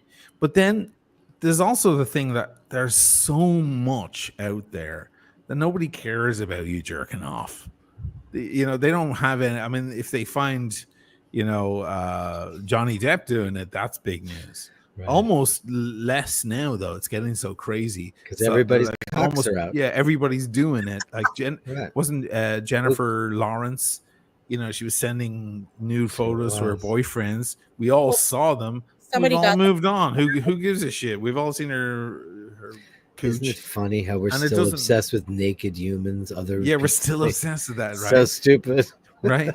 But there's also the thing that there's so many people. You're not important. Stop pretending your information, your private information. The only thing that's important to them, to anyone out there, is what you're interested in purchasing, because where you're going to put your money. That's all they care about. They don't care who you're screwing, because there's just a sea of that. It's so huge that your personal information, on all that data on you, really isn't worth that much. You're just another thing walking around. That's how I feel. That's generally how I feel about my personal data. However, they're okay. So if you are a woman and you search you search something about abortions. Right. You can get into some weird shit with what you're being targeted, what companies know about you. Yes. You know, you can start to get ads for therapy, like just weird shit can happen that is not just offensive, but is also kind of a mental fuck, you know? So yeah, China collecting data, I don't know what that means, but that's kind of my concern. We don't know what that means. But your concern is that it's being possibly going to be shut down, and all those young TikTokers, a lot of people making money off TikTok, a lot of people, that's their career is TikTok. Right. You know, that was going to happen with OnlyFans for a while, like about 6 months ago or a year ago. TikTok US brings in, I can't remember the last figure that I heard, but a lot of money in the US. How does one make money off of TikTok? Is it like YouTube? I'm not sure, actually. How do they make money? Is it advertising? I don't know. I think that some of it is just influencer brands paying. Okay, so I just started a new influencer channel and I got 8 million viewers because I showed off the new thing that everybody wants. Right. How many? Then you get the inbox. Then you get the inbox going, because they do it to me anyway. It's not on TikTok, but it's on YouTube. They go, we'd love to be on your channel, and how much for a 30-second thing at the beginning of your video, and so on. I get them every single day from bizarre, random shit, stuff that has nothing to do with my channel half the time. Well, you should just ka-ching those, man. No, I know I'm that not you're a an ka-ching artistic boy. fucker, but you're not a ka-chingy guy. But I'm you know not what? Gotta put food on the table. You know, like what is the greatest? There's nothing noble about being a starving artist. I love that line. I'm not a starving artist. You're not a starving artist, but you are an artist, though. You are an artist. It's okay. It's okay. And I'm not. And if I started doing that stuff, the channel would go down to shit pretty quick anyway. I have to. But we're willing to do it here at iBashers, guys. So. Yeah, sure. Yeah, we'll talk about male baldness and products for that, and because neither of us have manscaping and whatever other shit they throw. They throw lots of shit at me. Huh? Wait. Side note, Dirk Diggler, I don't smoke multiple packs a day. Don't go down. Don't worry about Dirk. I'm gonna. He's trying. Don't. He's. That's what he does. I only smoke really when I drink, and I'm drinking. I'm having a conversation with my friends. You guys are voyeurs and watching it. Yeah. Yeah, you wouldn't believe the comments that I actually had to extinguish that I saw on the side. No. Don't worry about Dirk. He's weeding out your insecurities and trying to. He's done that 1,000 times. He's really good. He's actually a really funny, intelligent guy. But yes, unfortunately, he also has this weapon that he can use against people. He just wants to get a reaction out of you. That's all. Well, you got it. Yeah. But also, I feel like Dirk Diggler and I are in a relationship now, based on the. Why? Because his name is Dirk. Because he's just copying my shit. No, because he's into Dana, as many men are. TikTok. Fellas, you know what? This is not OnlyFans, so just let's be gentlemen about Nathaniel it. I had to squash a bunch of comments that TikTok creators can make some money like YouTube via creator fund, but it's peanuts. Yeah. Right. The real money is endorsements. Yeah, yes, that's what I thought. Yeah, I thought it was. It's basically you do a TikTok and you go, "Oh my god, I got this new product. Man, it's called boy butter." Dirk Diggler, come over. I want to use it on you. And that way you get your money. I mean, but some of these people can have literally millions of followers and so on. So it gathers a lot. Like when Omega were half interested in doing the thing with me. At the time, I had 32,000 subs, and it just wasn't enough for them. It didn't matter to them that I would have made the most amazing video, that I'm here in Venice, blah, blah, blah. It doesn't matter. They looked at the subs. The subs number is what matters. Yeah, but now there's been this shift to the micro influencer, because the influencers with like a bajillion, followers and views and etc. They seem disingenuous when they're when they're doing anything around a certain product. So there's a lot of brands who are only working with micro influencers, which I think is like, you're considered a micro influencer if you have under 100. Yeah, I'm a micro influencer. Yeah. Yeah. But they trust my word because they know I'm That's not right. gonna bullshit, you know. Right. I find it very disingenuous, like when Philip DeFranco pauses his spiel about, you know, the news of the day to talk to us about male pattern baldness, Isn't or it weird though how he does that? you know, Like and in he the goes, 50s. let's just talk about this thing that I'm loving, and you're just like skip. That's all I do. I always just skip it. So I didn't see the ad, and I don't care about the product. Whereas we had that conversation over a year ago, nearly 2 years ago, Dana, where you were telling me it's smarter to just drop stuff in and let the audience figure out what it is. Let them see you use it. You know, it's in the frame, and they go, "Hey, what was that bag you had?" Or what, you know, Right. what sunglasses do you wear, and whatever. Yeah, when And it's subtle, it's much more interesting. Like just I think it was last night there was some home, decor brand that had an ad for a chair, and I started asking them about this plant that was in the picture and this other thing that was in the video. So that's kind of the way that I think We most. should be doing that then. We're wrong. Like, Dana, you smell great tonight. What are you wearing? Why did someone just choose to like cut down a tree right now? is that what's happening? I I'm heard gonna some do that noises. from now on. Did I hear a train? Is that in the background? Was that you, Dirk? This is a train. No. Oh, could have been me. Oh yeah. You know, I always get that Doppler, David Lean train late at night, especially in I Long love Island that City. sound. I love Yeah, that. it's great. Yeah. Yeah, it's a weird. What? It's like a minor fourth or something. It's a weird interval. It's weird. Musical interval.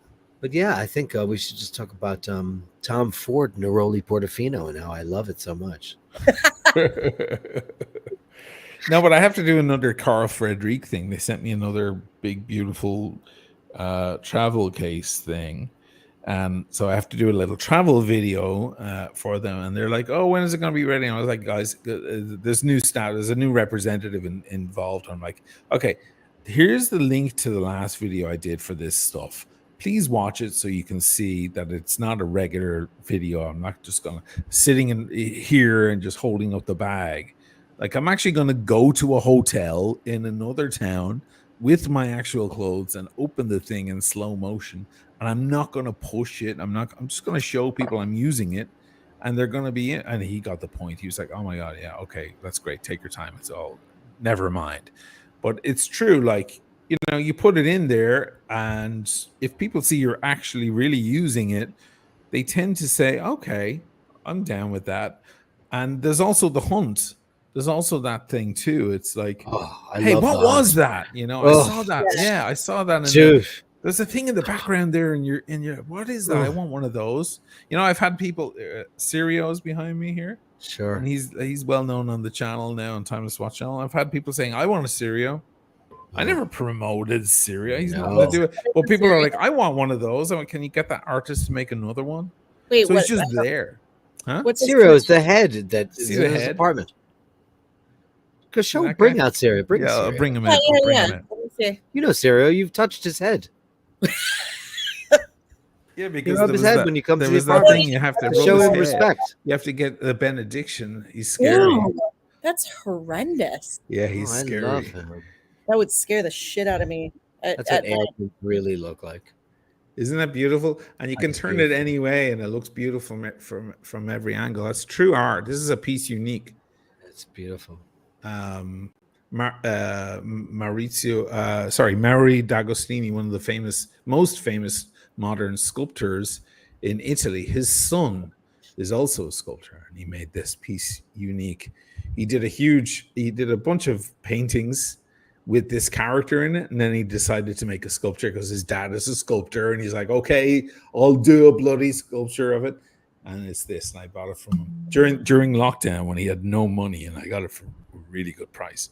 But I've had a few people saying, "I want one. I'll pay $1,000." Sure, that's all you got to do. Show it off. How many times have you seen something in a show that you're like, "Ooh, what is that?" I've done it a million times where I want that. I think it's more powerful if if somebody goes to a Taylor Swift concert and they see her wear certain sunglasses and she never mentions what they are. They want those sunglasses. Whereas if she goes, I wear these sunglasses, they're like, now it seems disingenuous, Here's a or at least I think.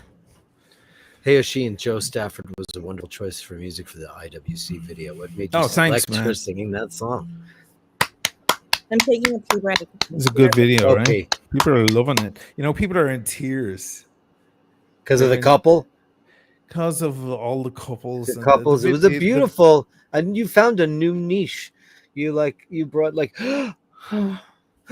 young love, old love. Oh, it was beautiful. I loved it too. The best couple are those two. Like she rests her head on his shoulder because I have more footage of them. They were just looking around in wonder. And then she looks at him and she just goes, and there's no words, and she just puts her head down on his shoulder and he grabs her. And I thought that couple were either here years ago and maybe like 30 years ago and maybe, proposed or something. And now they're back, or they've never been here and they finally made it. And now they're just astounded. They're in awe. They're realizing it was a beautiful moment that they just kind of went, they're just looking. I just happened to capture it. Now the video had it moved a lot of people, I think. It's an important video for the channel, I think, because it's me saying, listen, I did the Rolex thing like crazy. I went nuts. Now that Dana's stepped out for a pee, we can talk about this stuff, and most of you guys watching are watch guys anyway. But yeah, it's true. Like I did the Rolex thing like crazy. It got out of hand, probably far too many, and I kind of lost my way. Where you kind of you're not buying a watch because it's pretty. You're buying a watch because it's the hype watch to have. That Tiffany dial bloody Patek Philippe is the ugliest of them all. But wouldn't we all want one because it's worth $6 million or whatever it's worth? You know what I mean? You wouldn't turn one down, and maybe you might just convince yourself inside your head that it is pretty just because of what it's worth. And that IWC freed me from that. That thing is hard to sell if I want to sell it, and it on the market it fetches about half the price it costs retail. So it's completely right. It's about 20 G's retail. It's about half that on the market. It's not that much more over a steel. A solid gold watch, it's not even that much more than a steel one. And so it liberated me a lot. Now, that video is kind of important. I think it's an important video. It was nice. It was nice to see the honesty there. Did you like the Phoenix? Did you see the Fenice? Yeah. The inside of that place. Isn't it beautiful? Yeah. It's beautiful. I've never been in there. Yeah, it's stunning. How many times have I been to Venice and I have never stepped foot in La Fenice for next many time, reasons. man? It's simple. Yeah, it's simple. Well, now, next time. Shane, I have a question about your watch, like personal watch obsession. Yes. Do you feel like since COVID and that you're out less, that you have, I mean, I know it's different for you because you're like a watch influencer, but personally, do you feel less of a desire to spend money on watches for yourself because you're not going as many places? No, I don't think that's affected it at all. It was weird when COVID hit. Everybody thought it was going to affect the watch market, but it did in a good way. People spent more money on watches. They spent all their money on watches.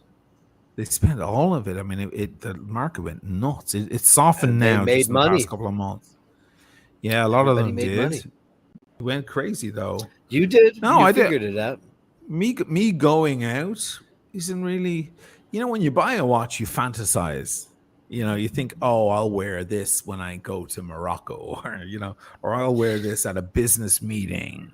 But actually the watch maybe never will see that situation. You'll wear that in the boardroom. But I think people do that anyway. I think women, when they buy a beautiful bag, they think, oh, I'm going to wear this when I'm invited to the Met Gala. Isn't that everything? That's never going to happen, right? I see dresses that I like, or, something.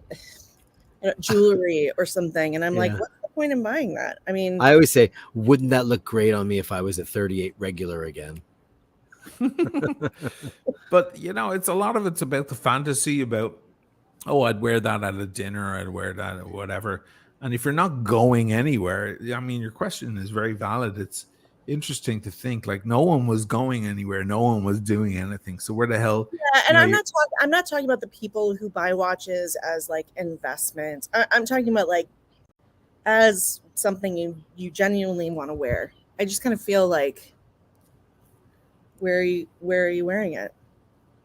Nowhere. Yeah. Well, No, it's kind of true. I think if you walked up to someone in a beautiful watch store about to spend 10,000, 20, 50, 100,000, whatever watch they're buying, and you whispered in their ear saying, "You'll never wear it out. No one will ever see you with this watch." It might change their mind. I don't know. I think watches are different than dresses, though, because a watch you can wear anywhere. You can wear it to the public. When Blondie came, I'm sorry, Blondie, for referring, but you're the most recent example I have. I'm sorry. She came over with some beautiful dresses. I mean, stunning, right? And she got to wear a couple of them, but the weekend she came over, the weather was really awful, and I felt terrible. Had the weather been glorious, she would have really ripped it up, like with some insane, beautiful dresses, like incredible stuff. And she has the figure for it as well, but she couldn't wear the stuff. Like she didn't get to enjoy all the stuff that she had bought ready to kaboom in Venice. I see people get very dressed up here in Venice, like right there in the piazza. Some people get on their Sunday best. Some people, save all year, and it certainly happens in Carnivale as well. They get all super dressed up, of course. That's the whole thing. And that's their moment. That's their big moment, to sit in the Florian and have a coffee at lunch on a Sunday with their big hat and their big feather. Yeah. That's kind of my point. Yeah. Like I find myself wanting to buy, new clothes or, like I said, jewelry or whatever. And instead I just buy black t-shirts. Okay, well that's a United States problem, because we all have 5,000 black t-shirts. Well, no, Europe doesn't have that problem. They don't have it. They've got 5 gorgeous. They've got Ungaro and Versace, and they have 5 beautiful things that they mix and match. But we've got 50,000 black t-shirts from the Gap. I mean, it's insane what the volume of shit that we buy here. And you know what? Why do we wear black? Because we're feeling a little chunky. Like I was talking to my sister, and she's not fat by any stretch of the imagination, but she feels fat, so everything's black.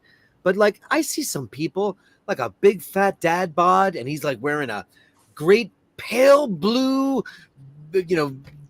linen shirt, and he's living his life. And you know what he's got? A fucking Rolex Submariner on. I'm like, you go, boy, having a great time. He's living his life.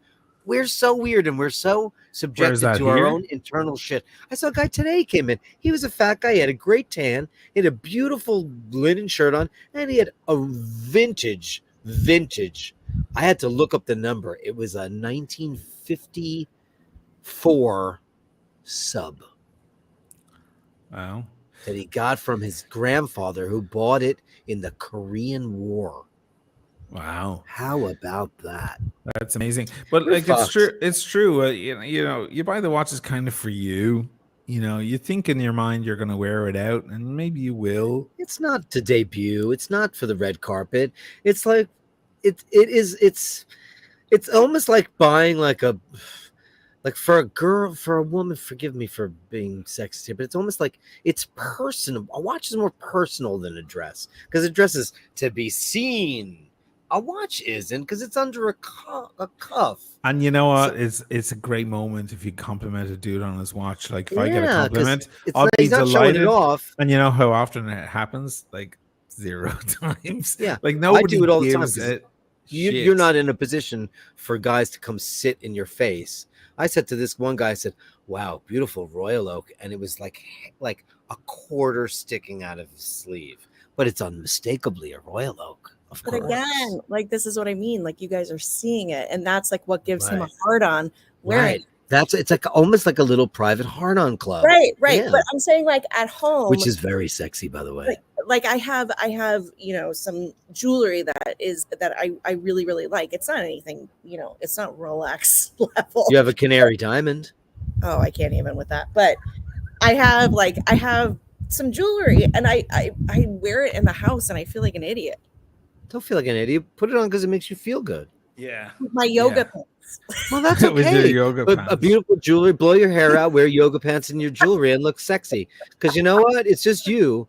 Who cares? And Emmett probably thinks she looks sexy as fuck in it. So hey, Mr. Badges, $5. TikTok is bollocks. I'm sticking with my selected YouTube content. You're trusted and selected. Job done. Okay. Steve Moreno, $5. Thank you. Random thought. Dirk should start In Excess tribute band.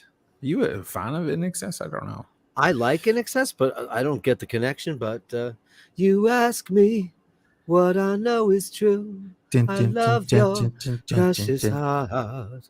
I met Michael Hutchence. I met that whole band a long, long time ago when Kick came out. I went to their release party because my friend Mimi Reichenbach was their publicist.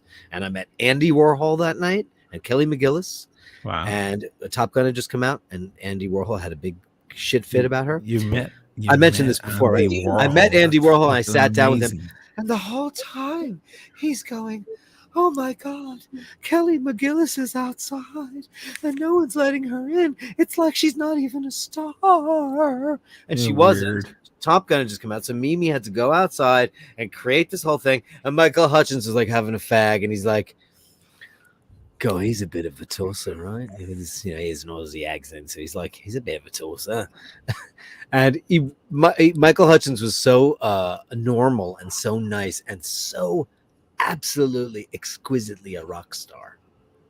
Wow. Blondie said, yeah, she did wear her fabulous dress for lunch. We had a nice sunny lunch.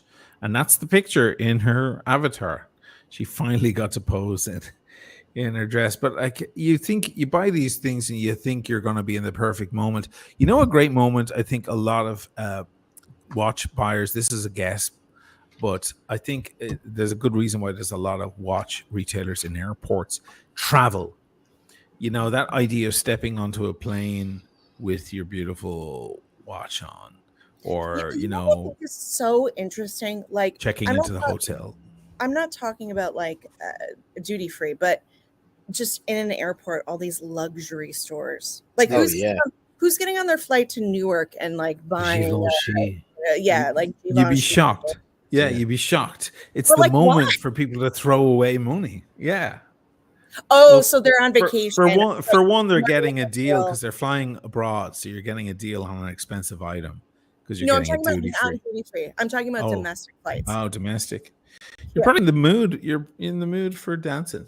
I'm in the mood. Yeah, like vacation. Money isn't real. Yeah, vacation. Yeah, money is not real. It's all going on the card. Let's live it up. Let's be stars. We could be heroes just for one day. Just for one day. Right? We can be heroes. What a fucking legend that was. I get so many messages from guys going, I'm in an airport in, what should I buy? Amsterdam or, in London. Buy Rolex if they have and I just bought this watch. And, there's a photo of some bar in the airport with the watch on. And they feel great. And they get onto their first class flight or their business class or whatever. And they have their power piece, their power statement. I mean, that's a sexy thing when you buy a great watch. And you do often get a good deal in the airports. I just think it's a funny place to buy. It's duty free, but duty free doesn't mean what it used to mean. But it does, because like when I went I was in Rome and I went into the Omega boutique and I looked at the 300, the Heritage. So, I wish I could play back some things that you say. So snobby. Was it snobby? No, it's just I was in the Rome airport having a martini, and this guy came with Krug, and it was just absolutely unacceptable. And I said, "Shoo, go away! How dare you!" So we were in the airport waiting for our. Who is that? How dare you? How dare you? How dare you? Don't you see? I'm in the How American dare boutique. I'm considering a purchase. So I looked at the Heritage 300, and it was $5,100. That's really cheap. The Heritage, which? It was the brand new sandwich dial, blue dial. Oh, gorgeous. Okay. No, I mean they should be the regular price, but without the tax. It was $5,100 to walk. You can out work the on door. them too. They're ready, And I've gotten messages from guys going, "Hey, I'm in God knows, Hong Kong or somewhere, airports. What a Rolex, you want to buy it?" And they have, but I get offers all the time going. They just offered me a Datejust with diamonds and a black dial, and I don't really want it. You want it? Like, should I just take it? And usually I just tell them, take it. Just take it. Take it. If you're being offered any bloody Rolex, take the goddamn thing. It's, if you can afford to, just grab it, figure it out later. You'll sell it at least for the same money or more or whatever. Just grab it. It's like gold dust at this point. Did you see in the video I made yesterday when I go and get the strap here in the AP? Yeah. Is that a white strap? It's a white strap. White rubber strap on. Because he's taking it in the pail now. I have feelings, but I'm not going to share them. What are your feelings? It's summary. It's a summary watch. You think it's a bit Pokemon, right? Douchey as fuck. Is it douchey? Yeah. Really? Yeah. White is the in color for straps for summer. I'm wearing blue. It's That's summery. cool. I'm a bit You wear tanned. sandals. Who decided that? I wear sandals. Of course I do. It's bloody hot as hell here. Anyway, I go in. I like the white strap. I like Let's it. leave that aside for now. I like douchey watch. I think it looks fresh. It's fresh. It's fresh. Exciting. She's so exciting to me. Great shit. But did you see how nice they were? And did you see how luxury that place is? Like, luxury. There was no one. They don't let anyone in the store while you're in there.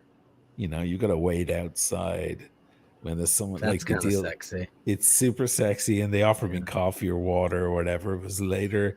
If it was a little later in the evening, I'll have a double macchiato. Thank you. Yeah, and it was just so cool. You're like, so we love that shit. We coined that term by this group. If you ever hear the term "cunty," we invented it. It started here. I don't know am I interrupting anybody if I tell a quick story? Tell a quick story. Yeah, go for it. I'm just gonna grab a little whiskey from the freezer. I have cold whiskey in the freezer. I'll be back. So my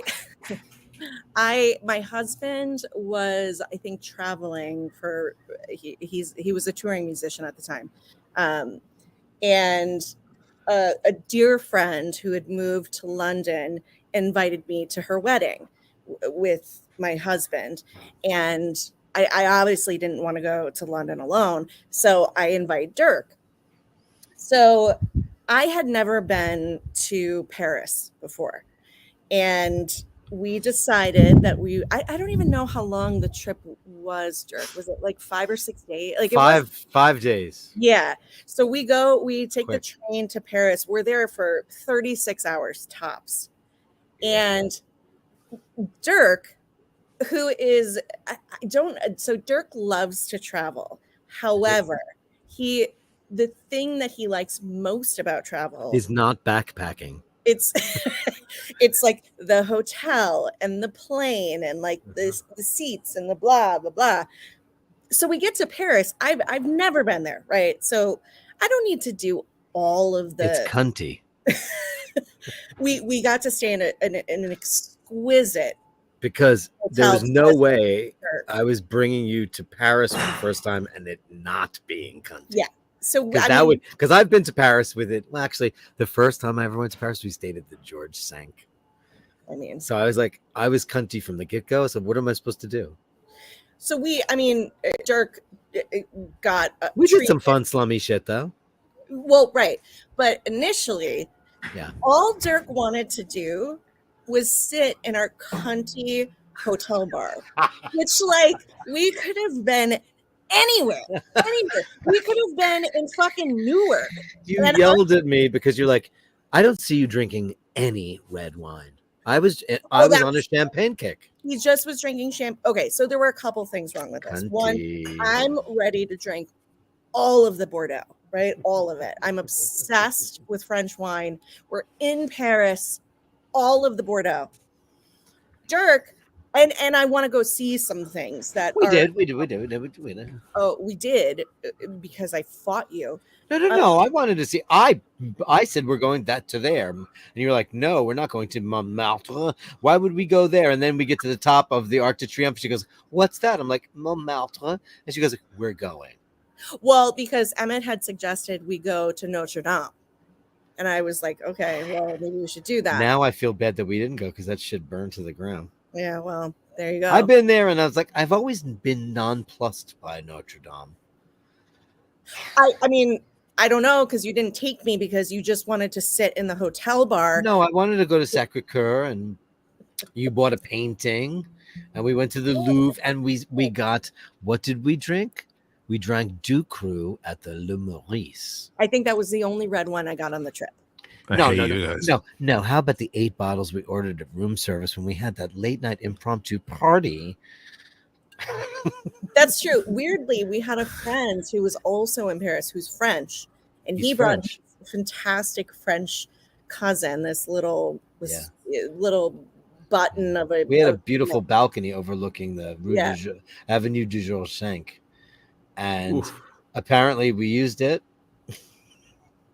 Because there were like cigarette burns on the floor, plates of. We were disgusting. It looked like Motley Crue were there.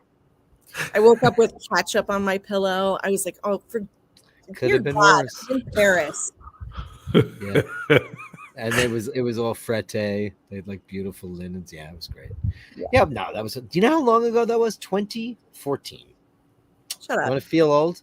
December 5th, 2014. How do you remember that? It's like because it's my sister's birthday, December 5th. Oh, okay. Because I remember texting her from the plane going, "Happy birthday." She's like, "What are you doing?" I'm like, "I'm in first class. I'm on my way to Paris." We were trashed before we even got on that birthday. Plane. Oh, we went to Bobby Van's and we pipered it. We have a tradition before we travel. We go to Bobby Van's if we're in the American terminal, and we go get a couple of splits of Piper Heidsieck. Fun. There's nothing better than flying drunk. You gotta fly drunk. Well, the thing is, Dirk wants to be awake for the entire flight because he enjoys air travel. I love it. His worst nightmare for a travel partner, because I got on that plane and I was like, they're gonna give me fucking pajamas. They gave me pajamas. I go in the bathroom. I change into them. My bed is laid out when I get back. I mean, I was asleep 15 minutes after we boarded. You did have dinner though. She did stay for dinner though. I think I blacked out. So it's super cool to get on a plane and fall asleep and wake up in a totally different place in the world. Yes. I rarely do that because, when you're up front, you can put the seat back and you can get all, bedded out, and that's nice. But normally, I mean, how often have you ever fallen asleep sitting up, like in that position in your life? I can't do it. I stay awake. It doesn't matter how tired I am. I stay awake. Also, I'm like Dirk. I want to see all the shit. I want to taste all the stuff. Yeah. Myself and Dirk, we watch those stupid, those travel, the guys who show the all airlines. Of the guys that are they traveling. Review the airlines. We love that stuff, like what they ordered, what's on the wine list, what's in the entertainment system. But then we get even geekier. Like, we love the equipment. We love where they're landing. And we love all of that stuff. If it was a smooth landing. I fly anywhere and Dirk asks me what the plane is, and I have to pull shit out from the pocket and be like, I don't know what model this is.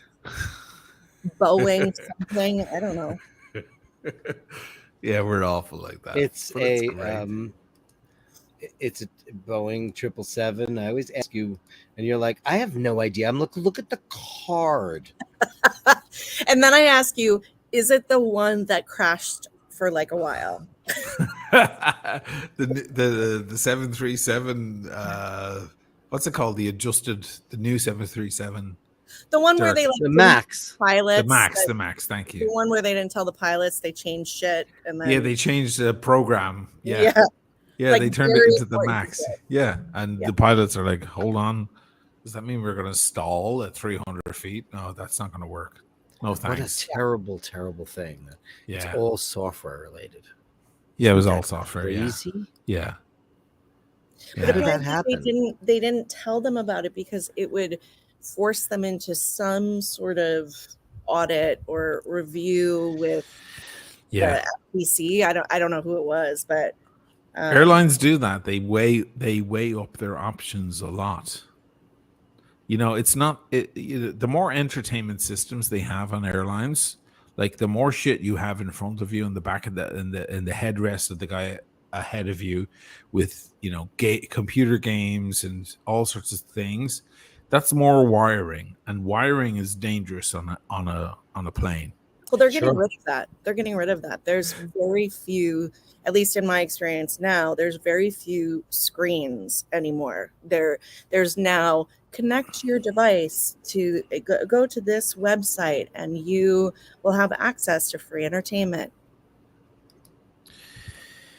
Yeah, like you know, they figure out what they is selling tickets is their most important thing. Safety is actually the second.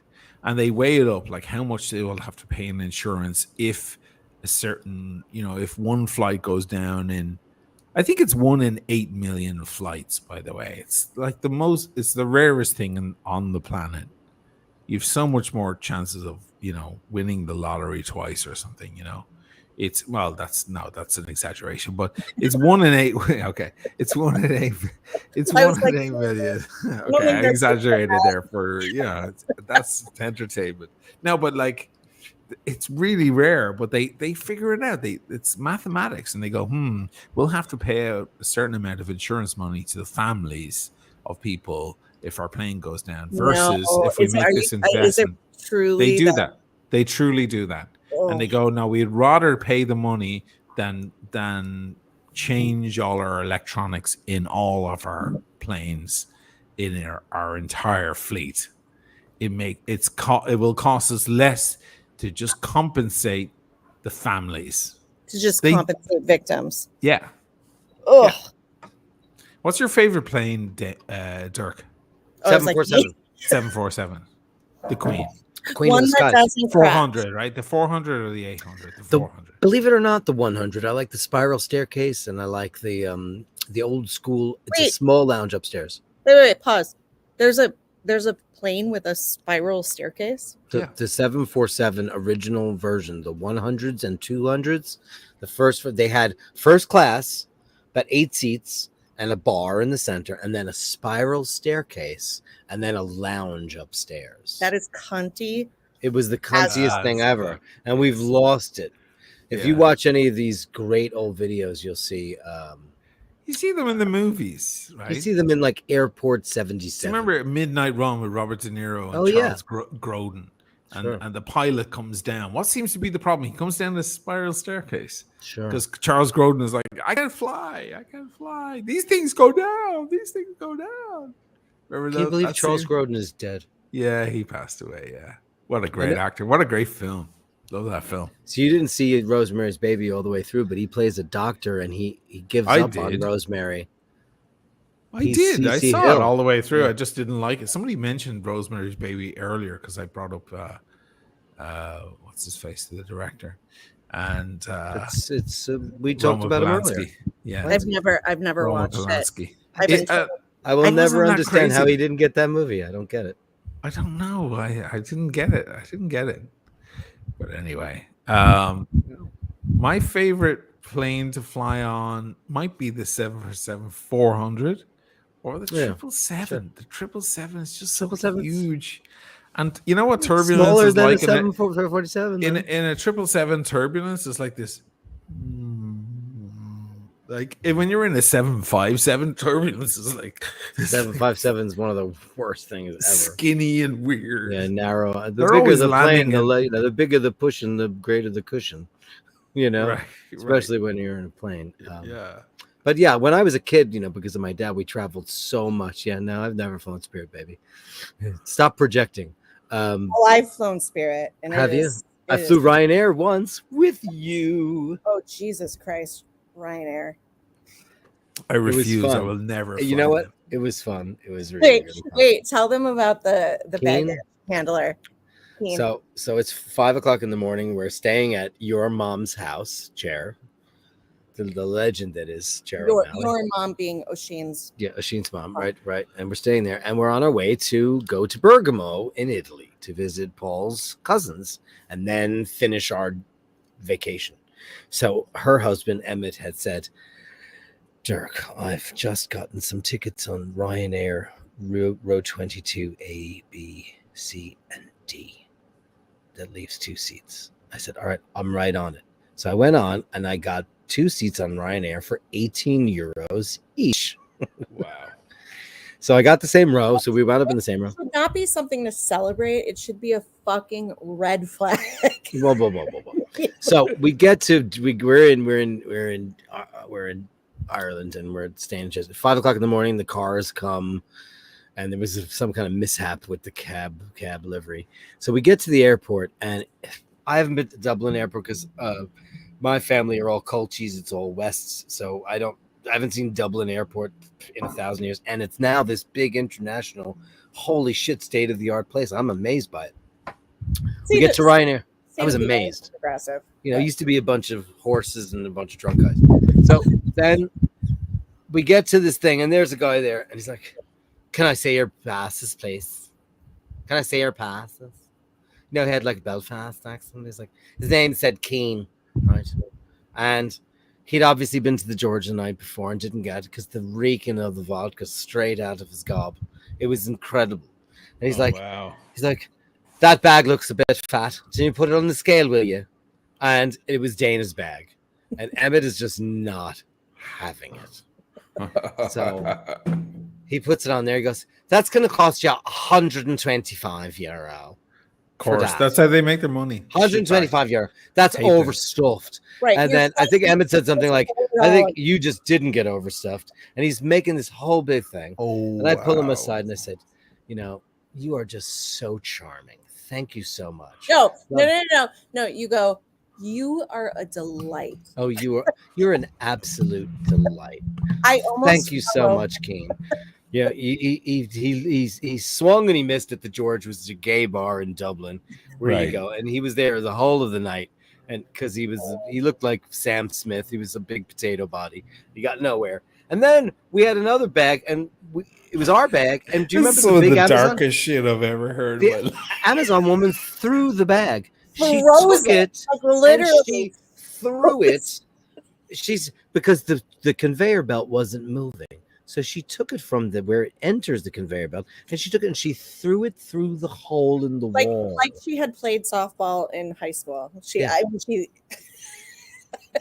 could threw it. But then I couldn't believe it. There's a queue. I mean, a mile long to get on the plane. And Dana said, I hate that shit. Fuck that. And we walked to the very front, cut the line, and just got out on the tarmac. I don't wait in lines. I don't either. But then we got in the line. And then the flight was fine. Once we got on the plane, it was. I'm the last person to get on the flight. I see them like getting up, like it makes any difference. This isn't a concert. You're not going to be up the front of the fucking at the stage. You have an assigned seat, correct? Or maybe you don't. Okay, so there's 2 things that I want to say. So I'm not a total dick. The only reason that I cut the line in that particular instance was I had 2 children with me, and I was just not dealing with it at 5:30 in the morning. 2, it was literally 5:30 in the morning. Yeah, I couldn't do it. 2, because Ryanair won't pay for the expensive slots in the air and on the tarmac. The flight was gorgeous, by the way. Was it? It was fine once you got in there. We bought a couple of lottery tickets. Gorgeous is aggressive. It was fine. It was fine. Gorgeous? I mean, it was fine. I bought a wrap for $5.99. I can't. But the reason that people, Oisin, get into line is because the overhead compartments. Yeah, of course. I know why they do it. But I'm smart enough to not put myself in that position where I'm dying for that space. I know how flights work. I travel with an extra pair of jeans and an extra black T-shirt, and boom, like I don't. Or I'm up front where they give you everything, and you can check as many bags as you want. That's very important. Nathaniel, you're the star of the night. My best flight ever, public or private, and he's flown. We know that Nathaniel has flown private for sure. Was in his seat 1A on British Airways, SEA to LHR. Where's SEA? What's that? What? Seattle. On a 747. I don't think they do that anymore. Lots of champagne. Well, champagne's a very important part. They've grounded their entire 747 fleet. So sadly, BA doesn't have. What are their big? What's their big? They have A380s. They got A380s. Oh, They've got 18 A380s. Oof. Yeah, I can. You name the airline, I'll tell you the fleet. I know what everybody's got because I'm dying to know what everybody's flying. I mean, I fly for nothing on American Airlines, and the biggest bird they've got is a 777-300, which is nice, and it's certainly nice if you get up front or in business. But coach is the same everywhere, and if you I know you fly, you're a Delta girl. She gets on these. I'm starting to shift because Delta was great when I lived in New York. In LA, it's like I can't get it. I mean, listen, I flew to Germany on Delta, and it was excellent. I couldn't believe how good. They've always been a kind of a enemy of the state, but man, yeah. I got to say the food was great. I had a vegetarian Indian meal. The seat was terrific, and I was in economy plus, and it was excellent. Yeah, I mean, my Delta obsession, quote unquote, is because I lived in New York. I had status. They treated me like I was a celebrity, and that's it. It's not that Delta is like a better airline or whatever. It was just, It flew where I needed it to fly, and they made me feel important. And really, that's all I want to feel. Right. I mean, I flew on one of the airlines that is touted as being one of the greatest, and unfortunately, when offered business class, I declined because I took one for the team. But I flew Emirates to Athens, Greece, and it was, as you guys know, I won't get into the specifics of it. It was a calamitous ride. It was the worst experience I've ever had on an airline. I've never seen more unprofessional people. I've never seen a more unprofessional. It's where Paul collapsed. Oh, okay. And they did nothing. They called no doctor. They let me clean up his vomit. And I thought, oh shit, is this where he dies on the flight? And I have a gig in 24 hours. What do I do here? Yeah. And they're like, how much has he been on any recreational drugs? Yeah. Is he you call the captain. I said, my dad's worked for American Airlines for 40 years. I said, you're supposed to call the captain immediately, and he's supposed to call a doctor, see if there's a doctor on board. Right. I said, and you haven't done that. And they were so irresponsible. But also, regardless of that, the seat, the food, everything about it was horrific. But what airline? Emirates. Wow. Everybody up front had circus jugglers and, all kinds of magic acts and champagne, vintage Krug. Because I was traveling with two people that flew first class, and I'm like, how'd it go for you? They're like, oh my God, we drank so much Krug, we passed out. And there was an endless caviar cart, and we had the tender, we had all this. But it's like, how is it for you? I'm like, well, Paul passed out on the flight, and I cleaned up his vomit, and it took me 2 hours. Jesus Christ. Terrible. So, I mean, these are airlines that purport to be amazing, like Qatar. Let's face it, who's traveled more than anyone in our group is your husband. Because he was on the road with a mega artist, and he's been everywhere in the world. I want Emmett on the show so badly, but I'm glad he's not on this one because he's just gonna obliterate all our information about. Because he's just been on every airline and every single plane that's ever been built ever. And he's just bored of it all. He's so jaded. Meanwhile, last flight I was on. Oh, well, I went to London, for the London Watch show. But before that, it was coming over here from New York before COVID. Yeah. I fly very, very little, actually, and I love it. It's one of the great miracles of modern society. It's just, I just adore it. And I love the whole experience in airports.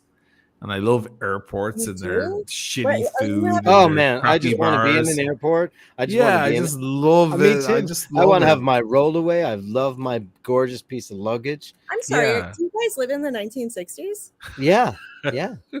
You don't love being in airports? They're fucking awful now. I love it. Yeah, love you it. see, I still get a thrill. It's Me like too. a little Like, kid in ooh, me. where's which gate? Yeah. Let's find a drink and get ready to go. Yeah. And I love upgrades and I love first Uh-huh. class and all of that, of Sure. course. I guess it's And- mostly because I fly for business so much that I'm like, how fucking far away is the gate? I mean, I have Yeah. ran for a million. Heathrow is always the worst because I'm always late because I'm usually coming in from somewhere else and maybe landing at Gatwick and trying to get down the, what is it, the M1 or the which is that big highway? So anyway, I've run to gate 450,000 at Heathrow so many times. Do you remember? So Dana and I ran for the gate, and we were Only so time late. Ever run for a flight? Was with I sweated. I had, because I have to wear a suit because I'm flying non-rev, and I'm wearing a suit. I've sweated through my very pale blue business shirt, and I like got on the plane and I was like, I just fucking this very, what is the word I'm looking for? Kind of fey flight attendant goes, somebody sweated through her shirt. You need to change. Ooh. And I was like, yeah, just give me a minute. He's like, do you have a spare? I don't like non-rev. I mean, I know you've flown all over the world non-rev, and you've been fine. Dude, it's how I did it, Yeah, I mean, I don't like non-rev. what we should be doing. I mean, I've never really had any kind of problem sitting on the sidelines. I usually get what I want, but like, as my dad is quite old of and course you do. that's going to be over. I really need to just do the Chase Sapphire card thing and just start building up my portfolio with points, as we all should do. So we never. That's the card. Sapphire is it for Yes, travel in the United that's States. If you watch like the Points Guy or any of those people, Nonstop Dan, yeah, I do watch Nonstop Dan, but his shit, you know what? Him and Oscar kind of annoy me because they're just a little too. Did gay. you just read some of these comments? I did. Sorry, And you didn't read it out. Yeah, Thank hold you. on, We hold had on. this conversation. I did. Yeah. Nathaniel Hannon, 199. Nonstop Dan is a great channel for flight reviews. He's a half Swedish, half American aviation enthusiast, and he travels the world with his boyfriend Oscar. And he kind of complains a lot because he's a vegan, but I've seen him eat fish, so he's also a hypocrite. How's that? Dirk is back. Dirk Diggler. Dirk is the Karen of the airlines. I'm certainly not. No, Keen. Keen is a fucking. Keen is the yeah. Dude, Also- you give me a couple of cocktails and a first class seat, and I'm good to go. Dirk. Yes, ma'am. Dirk Diggler also mentioned that you would like a golf cart in the airport. I That do. is I would love a golf cart. Give me that a is gold-plated golf cart. Yes, that is my Yeah. dream. How cunty can I get it? I don't want to walk anywhere. Do you know who I am? Do you know what? I just love meandering through shops, and I love the people. I just love airports. I love air travel. I love everything about it. Get me where I I'm- love the delays. I don't care. I like it. I don't get mad. I just get, like maybe sometimes I get like if I'm with Shay, like shit will get crazy. Like we were like on our way to visit. Where were we on that trip? Shay were is on our way to get to your mom's. And no, that wasn't that flight. I don't remember. Anyway, Shay's a friend. Okay. Shay is my niece, and she travels. She's hijacked all our vacations, so she's part of our gang when we all hang out. But when she was younger, she would just disappear in an airport, and I'm trying to finagle a connection that I'm not entitled to, and I'd get it, and it'd be like, paging Miss Shay Kennedy, paging Miss Shay Kennedy. She's like, oh my god, like what do you guys? I'm so annoyed. I was at Boots. Why are you calling me? Like, because we just got on a British Airways flight for free. Because our American Airlines connection was late, and I had bought tickets on British Airways, and they did not need to honor our late connection. So that was the first trip. That was the 2015 trip. Here's why I like Rev. So one time, when I was it was a long time ago. I was going to Sweden to my uncle. By a crow, by the way, for anybody. You what? A crow. It's fine. Go on. There's a crow in the back. No, this crow just like it got Swooped very in. close to me. Yeah. Yeah. Shit. It's fine. It's fine. It's just a Hitchcock film. It's fine. Oh yes. That's the flavor del jour right now because I used Hitchcock last night in my video. So I'm JFK going over to Stockholm to see the family for Christmas when Sean, rest in peace, had his house out there in Nyköping or whatever the place in the middle of the forest in Sweden. And they had a sign. I'd bought a regular ticket for $400 or $500 or whatever it was, and they had a thing on the counter saying upgrades, 200 for business, 400 sorry for first, 400 cash. And they wanted cash. You had to buy it with cash. It was so weird for an airline in JFK. Yay, 400 cash. 400 cash for that flight. I was like, I'm doing it. Mm-hmm. And it was the best money I've ever spent. And here's why. Not just because the flight was amazing and the seat was huge and all of that shit, and, you know. But the plane was hit by lightning. The one approaching, coming in, was hit by lightning. So they had to do all those checkups. And that took 4 hours. So our flight was hours and hours delayed. And where was I? Because I was I was in the lounge with the open bar. There wasn't even a bartender. There was a full bar, and it was help yourself and make your own drink. You know how smashed I was when I got on that flight. Love the 4 hours of that can ruin a flight. Though. That can ruin everything. Why? You get too whacked before. I was super whacked. Yeah. But it was 4 hours of waiting around and going, what am I going to do? And I remember at the time, it was 2005 and it was free internet. And that was like a big deal back then, you know? So I was like, oh, wow, I've got free internet and a fucking open bar. I tasted absolutely every liqueur I've ever seen in my life. Best money I've ever spent. I just got this card. I'm trying to remember which one. I guess it's the Bonvoy card. Is it the Bonvoy card? One of them gave the Marriott Bonvoy card, yeah. I'm trying to remember which one gave me access to lounges, certain lounges. There's like what is the service? Hold on. I have the app on my phone. But it gives you access to these lounges regardless of who you're flying, domestic, international, like it doesn't matter. Just having this card, you can get into the lounge. Well, that's an American Express silver or black. Obviously, will get you into anything. Platinum will get you everywhere. No, the platinum. I know I have the platinum, and it does not get you in. It doesn't get you into Centurion. It depends on if it's so like mine is co-branded with Delta, and still there's certain restrictions on it. It's kind of bullshit. Because I have a friend who's got a black card, Kate and Carl, and priority pass, instant access into all those lounges. But the Centurion Lounge which was originally conceived as a lounge for black card Centurion card holders only, that didn't work out. So they allow platinum in. So that should get you into all Centurion lounges. Well, now I have this priority pass, or is that what it's called? Yeah, priority pass. And it allows me into all of these other lounges. Yeah, it opens up all the lounges. Yeah. So now I feel baller, but I'm not going anywhere. So, I know. Well, we need to figure out where to go. Well, there's a reason for us to all go somewhere come February. Oh, fuck that. And on that note, I'm going to make myself a double espresso, and I'll be right back. You guys talk amongst yourselves. We don't have long left anyway. We're going to close it up in about 7 or 8 minutes. Well, then I'll wait. Well, go get your. Oh, look, it's not strict. It's not strict. Unless you want to talk about me behind my back, that's okay. It's not strict, it's being recorded.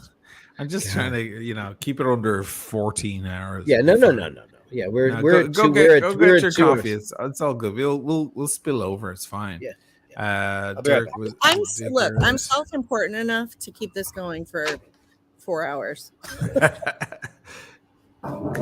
Nathaniel, give me a Delta Sky Lounge with free booze and nibbles.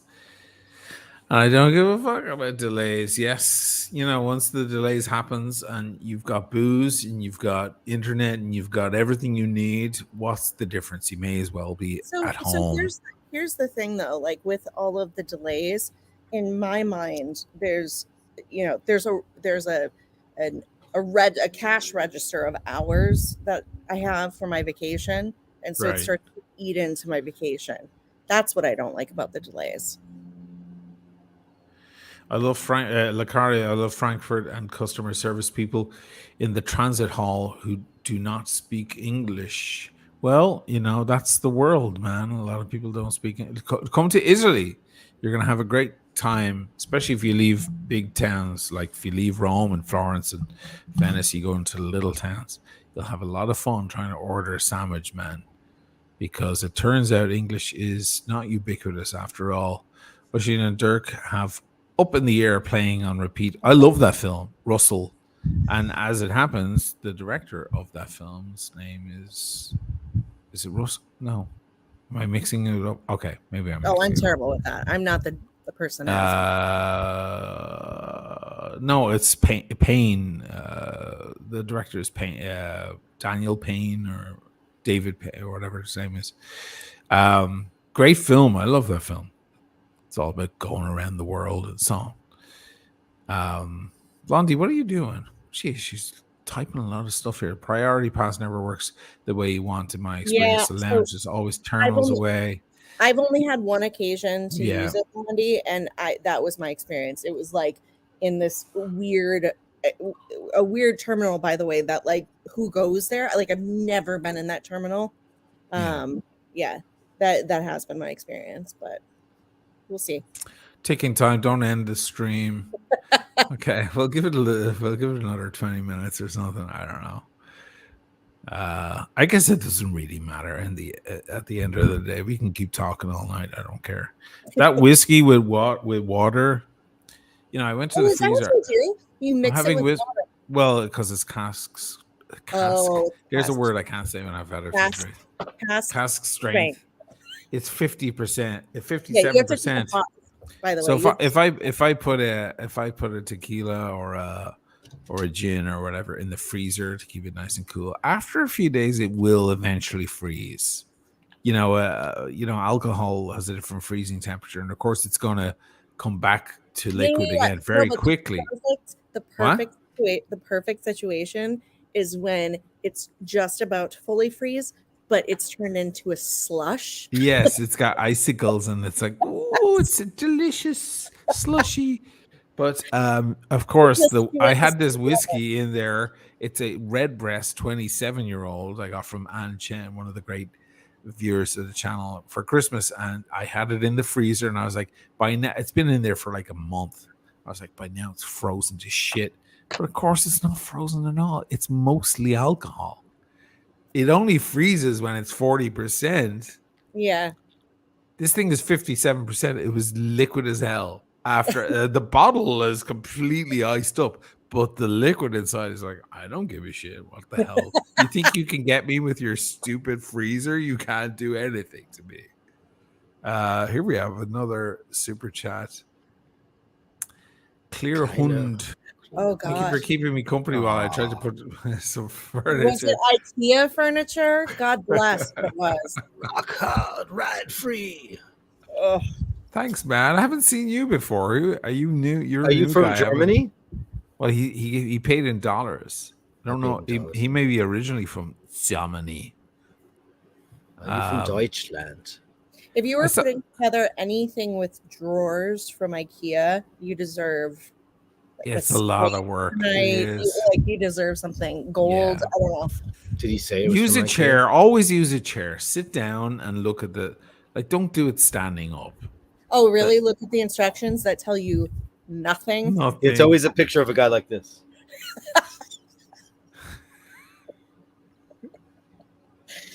Hold on, I need to full screen, Dirk. Let's see. Step 3. Step 4. Step 5. Oh my God, I'm gonna die. That's the end. He's passed away. Yeah, because you want to kill yourself. After Yeah, that you shit. do want to kill yourself. You just IKEA throw them away and you get going. IKEA furniture is like my version of hell is having to put together IKEA furniture all day while listening to ABBA. I would listen. ABBA would get me. I would make an entire IKEA catalog with ABBA on. Nathaniel, it's true. A touch of water and scotch, but scotch, it needs to be cask. It needs to be the high, first of all, if it's 40% alcohol, it already has water in it, so you should drink it as it is. So, you add water to the stronger ones. You should never drink a cask strength or a super vintage, like a 36-year-old Macallan, without water. You should totally dilute it down. Water really helps, especially if it's nice and cold. Then you don't have to bruise it with ice and so on. You can just, it's nice. You say bruise it with ice? Is that a real thing? Well, you can bruise gin as well. Yeah, you can bruise alcohol with ice. Yeah. It's a term. What does that even mean? It means you can fuck it, basically. You take the drink and you kill what it's perfectly put together, and you put ice in there, and it just, like, if the ice has enough time, it'll dilute in and bruise the drink. Oh my God, that's the most fucking ridiculous thing I've ever heard. It's not a 1985 Bordeaux. It's gin. No, it's true. You can bruise drinks. Well, you shake clear liquor and you stir brown liquor. Is that true? I didn't know that. Absolutely true. I didn't know that either. You do not shake brown liquor ever. So shaken, not stirred is kind of bullshit then. Well, no, shaken, you can stir. You can certainly. Commonly, a martini back in the day, they would use a long cylindrical vessel to mix your martinis. Like you see these fabulous old pictures from the 50s and 60s, and they would stir it with a big martini spoon. But he likes it shaken because he wants the ice really super, super melty and cold. So no, it's vodka. He drinks vodka martinis. He doesn't drink. James Bond does not drink classic martinis. He drinks strictly vodka. Strictly. Okay. Which is not a real martini. It's a vodka. I've never. Not a real martini. So I've never had a gin martini because I don't want to cry. Yeah. Well. Right. I mean, I just can't imagine drinking a martini because I would be on the floor after one. See, I order them filthy. So it's basically like half olive juice. A lot of olive juice in that. A lot of olive juice. You want to know what you can stir white, don't shake down. Yeah. I had a bottle of white while I was doing my stream, and then I had half a bottle of tequila, and I had a full bottle of gin, the entire bottle. Right. That's what I had last night. That's how much alcohol I can put away. Are you not dead? How am I not dead? I had an entire bottle of white wine and a vodka drink, and I was hungover for 2 days. I'm still hungover. Like I'm not the man I used to be. I used to be able to get through this much faster. But that's the sort of level we're talking here. It's bad. James Bond is vodka, gin, and vodka mix. No, you're talking about a Vesper, which is 1 part Gordon's gin, 1 part vodka, and 1 part Lillet. So you're talking about the Vesper. That's a different cocktail. So you have to say you have to do it like this, Turk. Casey Joan Brooklyn, or whatever he lives. Casey Joan Brooklyn said James Bond, start it like that. Casey Jones from Brooklyn says James Bond is vodka, is gin, and vodka mix. Come on, Dirk. I bring if we're going to talk canon, we're talking about the Vesper, which is the Casino Royale cocktail, which is 1 part Kina Lillet, 1 part Gordon's gin. He specifies Gordon's, and I don't think he specifies the vodka, but that is a Vesper with a twist of lemon. But for the most part, throughout the series, in the Fleming books, he just drinks vodka martinis, shaken, not stirred. Don't forget the Vesper. There you go. Of course, you're on that, Nathaniel. Of course you are. Yeah. Also, one of the greatest scenes in that movie, by the way. Oisin, my sister says hello. I don't think she knows how to use the comments, so she says hi. Oh, where is she? In Austin. Austin, Texas. Yeah, but where she says hello, where is she in the comments? Hello. No. She texted me. She texted you. Oh, she doesn't know how to write comments. No. She's probably not logged in. Well, hey, hi. Is that the sister with the big long legs? Yes. I only have one sister, Pam. From Yes. Oh, right. Okay. That's the cousin. Sorry, I get it all mixed up. Pam's great. I love Pam. She's a cutie. She's so sweet. The nurse. Yes, she's a nurse. She's actually a pediatric nurse. So she's like kind of the best of the best. I love her. She's so sweet. Yeah. Great to see you. Or great to hear from you. Whatever. Sorry, I'll get it. Who's the one with the? That's your cousin, is it? I don't know. Of course, you're aware as my niece. You're thinking of my niece. Your niece? Yeah. So she's only the fun one. She's like they're all fun. They're all a lot. Leah. She's been over. Like she's hung out with you guys a bunch. Yeah, you're thinking of Leah. She's 2 years younger than me. She's my niece. Okay. Yeah, at least she's not 12. No, she's not. Okay, would you give me a break? Well, just because I said I like. By the way, Ariana what's her face Grande? is 30 years old. She's 29 years old. Who? Ariana Grande. She looks 11. She does. She looks. 11. Yeah, I know. Those are wigs, right? That's not her real hair. No, I think that's her real hair. There's probably extensions in there, but I think Because that's it's insanely long. Yeah, I know. It's piled high like Jeannie, and then it's down to her waist. She's a big which star. would mean she she'd has to strip. Oh, she could play dress it drum all roll. up. There's not I think much. everybody under there. wears fucking fake hair. Everybody's got hair extensions and nail extensions and cock extensions and tit extensions, and arse extensions, and everyone has a fake. Madonna's got a fake arse. Everyone has a fake arse now. Everyone.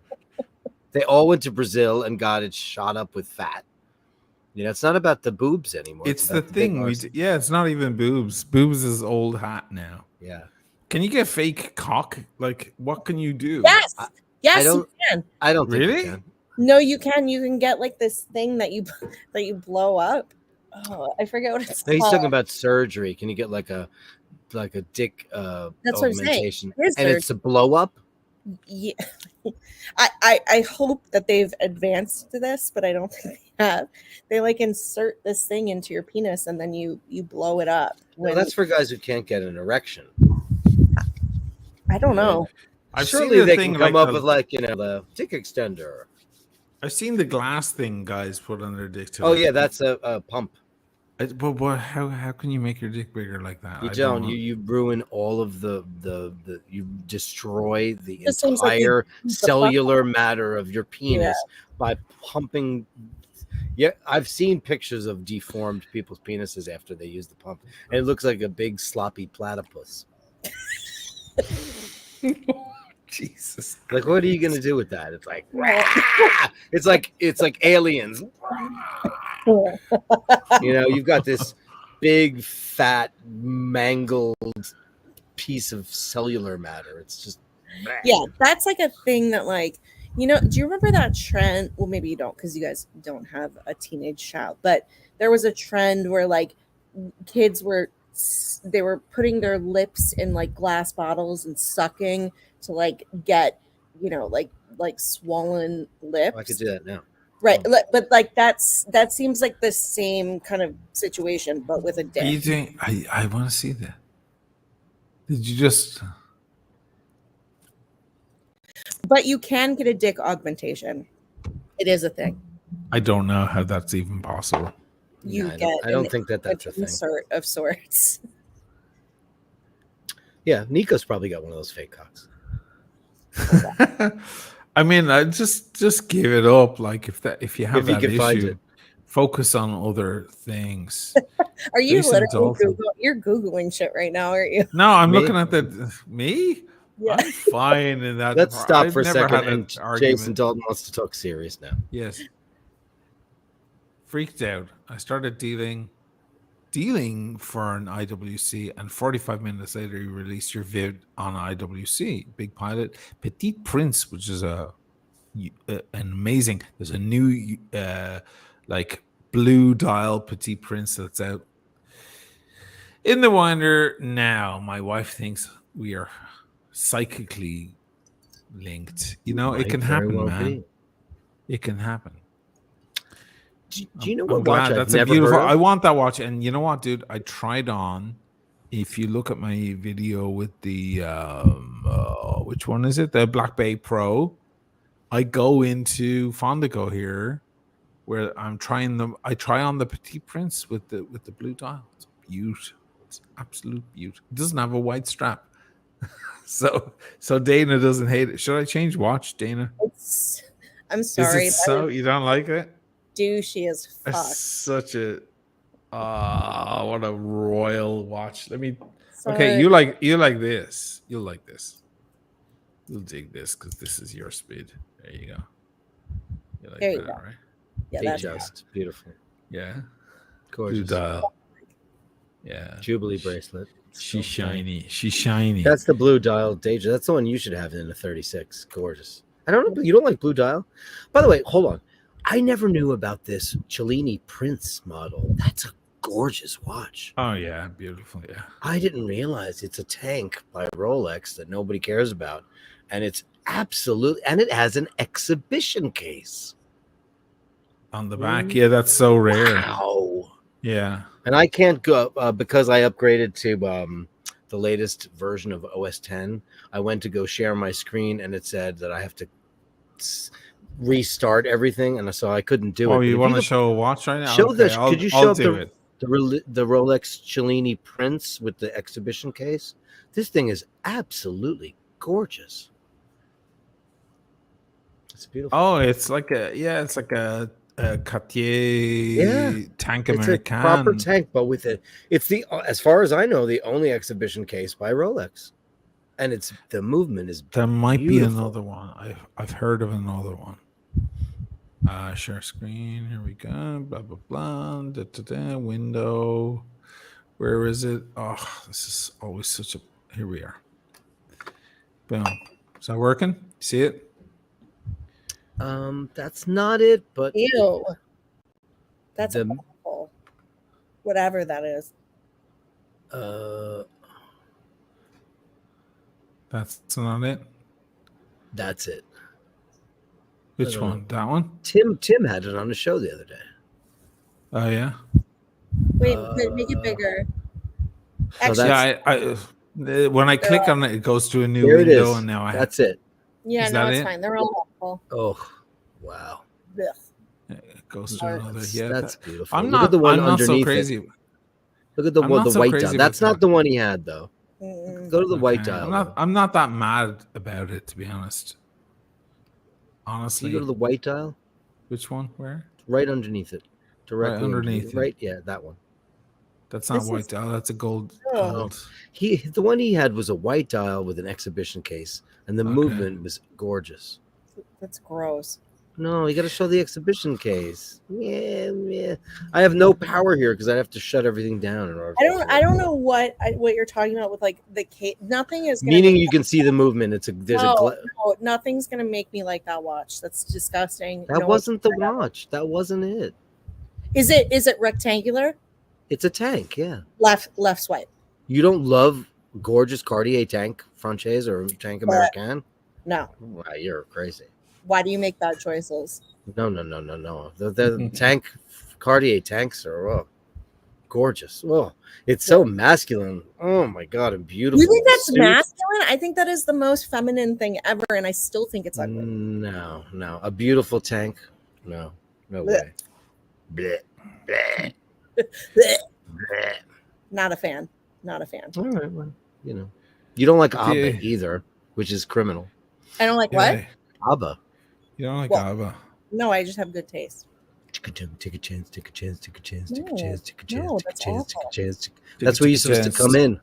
No. Supposed to go tick You can dance all night. I will feelings right. Baby, I'm still free. Take a chance on me. No, awful. You don't like Waterloo? You don't like any of their songs? Waterloo again. Okay, so my version of hell is putting together IKEA furniture with Waterloo playing on repeat. You don't like Dancing Queen? Ew, oh, God. There's the Cartier tank. Oh my God. Let's go to the Franchise with the chronograph. That's the most beautiful Cartier of all. Unfortunately, if I click on that, it brings up a new. Now I have to show a whole new window. Look, this is awful. This StreamYard bollocks. I can't click on it. But anyway, that's the classic. That's a classic tank. Oh, it's based on a tank from World War II. Yeah. I like the tank. They're very American dressy. Chronograph very is my favorite. Oh, that's beautiful. You know, Lydia has the Quartier Français. I can see it on an elderly woman outside of that. No. And a Frenchman, after he hands you an Hermes bag because you just banged him in a hotel. That's what he's wearing. That's Lydia's watch. Yeah. Yeah. You don't think that's gorgeous, Dana? Oof. No. It's like a beautiful museum piece. It's like not. It's the height of Art Deco. Wait, O'Shane, can you pull up my watch? What have you got? No, the one that I want. Oh, what is it? Which is the one you want? Oh, a day date. You want a day date? Day date gold. Okay, hang on. She wants a president. Day date gold. Just type in Donald Trump's Rolex. I think no. I think the best watch for her would be white gold. Nope. Doesn't like white gold. Sorry, excuse me. A white dial with full gold. Yeah. 40 mil might work on her, actually. You think so? It's not big. It might be a little big. Maybe. Can you see that? Uh-huh. Yeah. You can. I hate that fluted bezel. Ugh. Yeah, I don't like that bezel either. That's what I've got on now. So you want that full gold? You want that full gold? I would be open to white or full gold. That to me just says stock trader douchebag. That's just like he's worried about the S&P and what the Dow did today. Nice. And then he pulls out his micro penis and wants me to work on it. That's what I would taxi. like. That's what I would like. That waffle white dial is beautiful. White dial. There's the pure white dial. Waffle dial all day long. But you guys don't like that bezel? It looks good on certain watches. It looks good on rose gold. I'm just not obsessed with it. Would I put my nose up at it if somebody were offering me that watch? No. It works on some things. Does it work Go on back to this? that waffle dial. That's beautiful. Yeah, I love the blue dial with the Jubilee. It's beautiful. I have the fluted. Well, the fluted. The fluted catches the light. You can't see it from there. Yeah. It sparkles. It sparkles. Yeah, it's great. I'm shocked that you guys are into that like rectangular crap. How about a JLC Reverso? Je le coutre. You don't love that watch? I literally don't know. She doesn't. Yeah. One of the most famous tank watches is by JLC. Je le coutre. I don't even know what a tank watch is. It's the design it was built around a tank. I guess it's like the tank inspired design, and it's just a square watch. Okay, I'll pull it up. Here's going to be a JLC Reverso, which means the movement you can actually flip the face around, and there's two faces. Well, that's the duo face, but originally it was designed to protect the face. Yeah. So the back had nothing. See the way he's reversing it like that? Look at that. Oh. You don't think that's I had sexy? a solid gold 18-karat gold one for a while. It's awful. I hate it. It's awful. The Reverso is that silver or white gold, whatever it is. That's like a watch my mom would wear. Wow. It's great to hear like non-watch fan talk about these watches. It's cool. I like that green one. Movement is fine and whatever, but like I don't know, like you can't like put lipstick on a pig. Like even though it moves great, it still is in Look that. At her. Come on, it's dying here.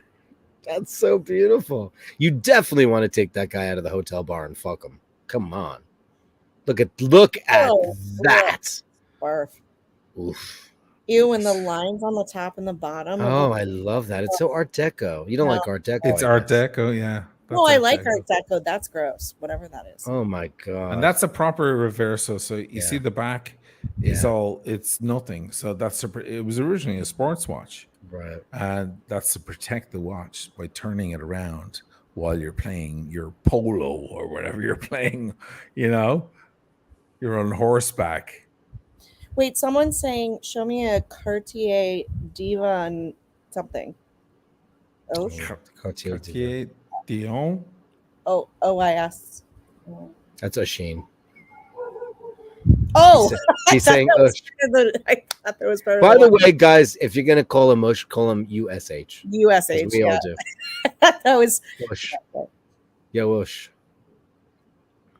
a Cartier Divan. Dion. Is it DILON? DIVAN, like Yeah. Divan. Oh, I don't know this watch. Divan. I didn't hear a V. I don't know this watch. Do you? Oh, Okay. Divan. Don't know it. That's beautiful. Yeah. Oh, she's gonna hate this one. Images. Oh God. Yeah, she's yeah, gonna she hate hates all this. These are all distorted pictures, though, aren't Oh they? my Yeah, god! that's- Oh no, my but god! that's deliberately the fucking distorted. worst watch I've ever seen in my entire life. I don't like those. Yeah.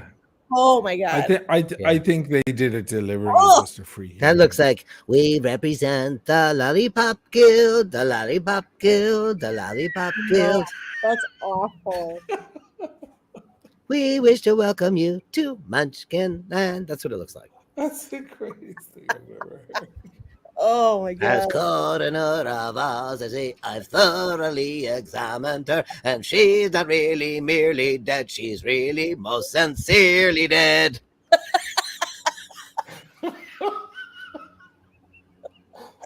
As mayor of the Munchkin Oh my God. City. Fucking dead.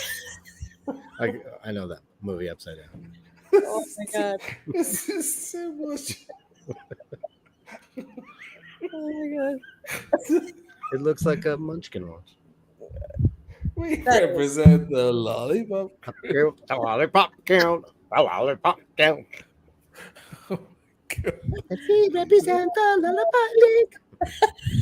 The Lullaby League, the Lullaby League. Wait, can you put it up again? I want to. It's so fucking hideous. I want to see it again.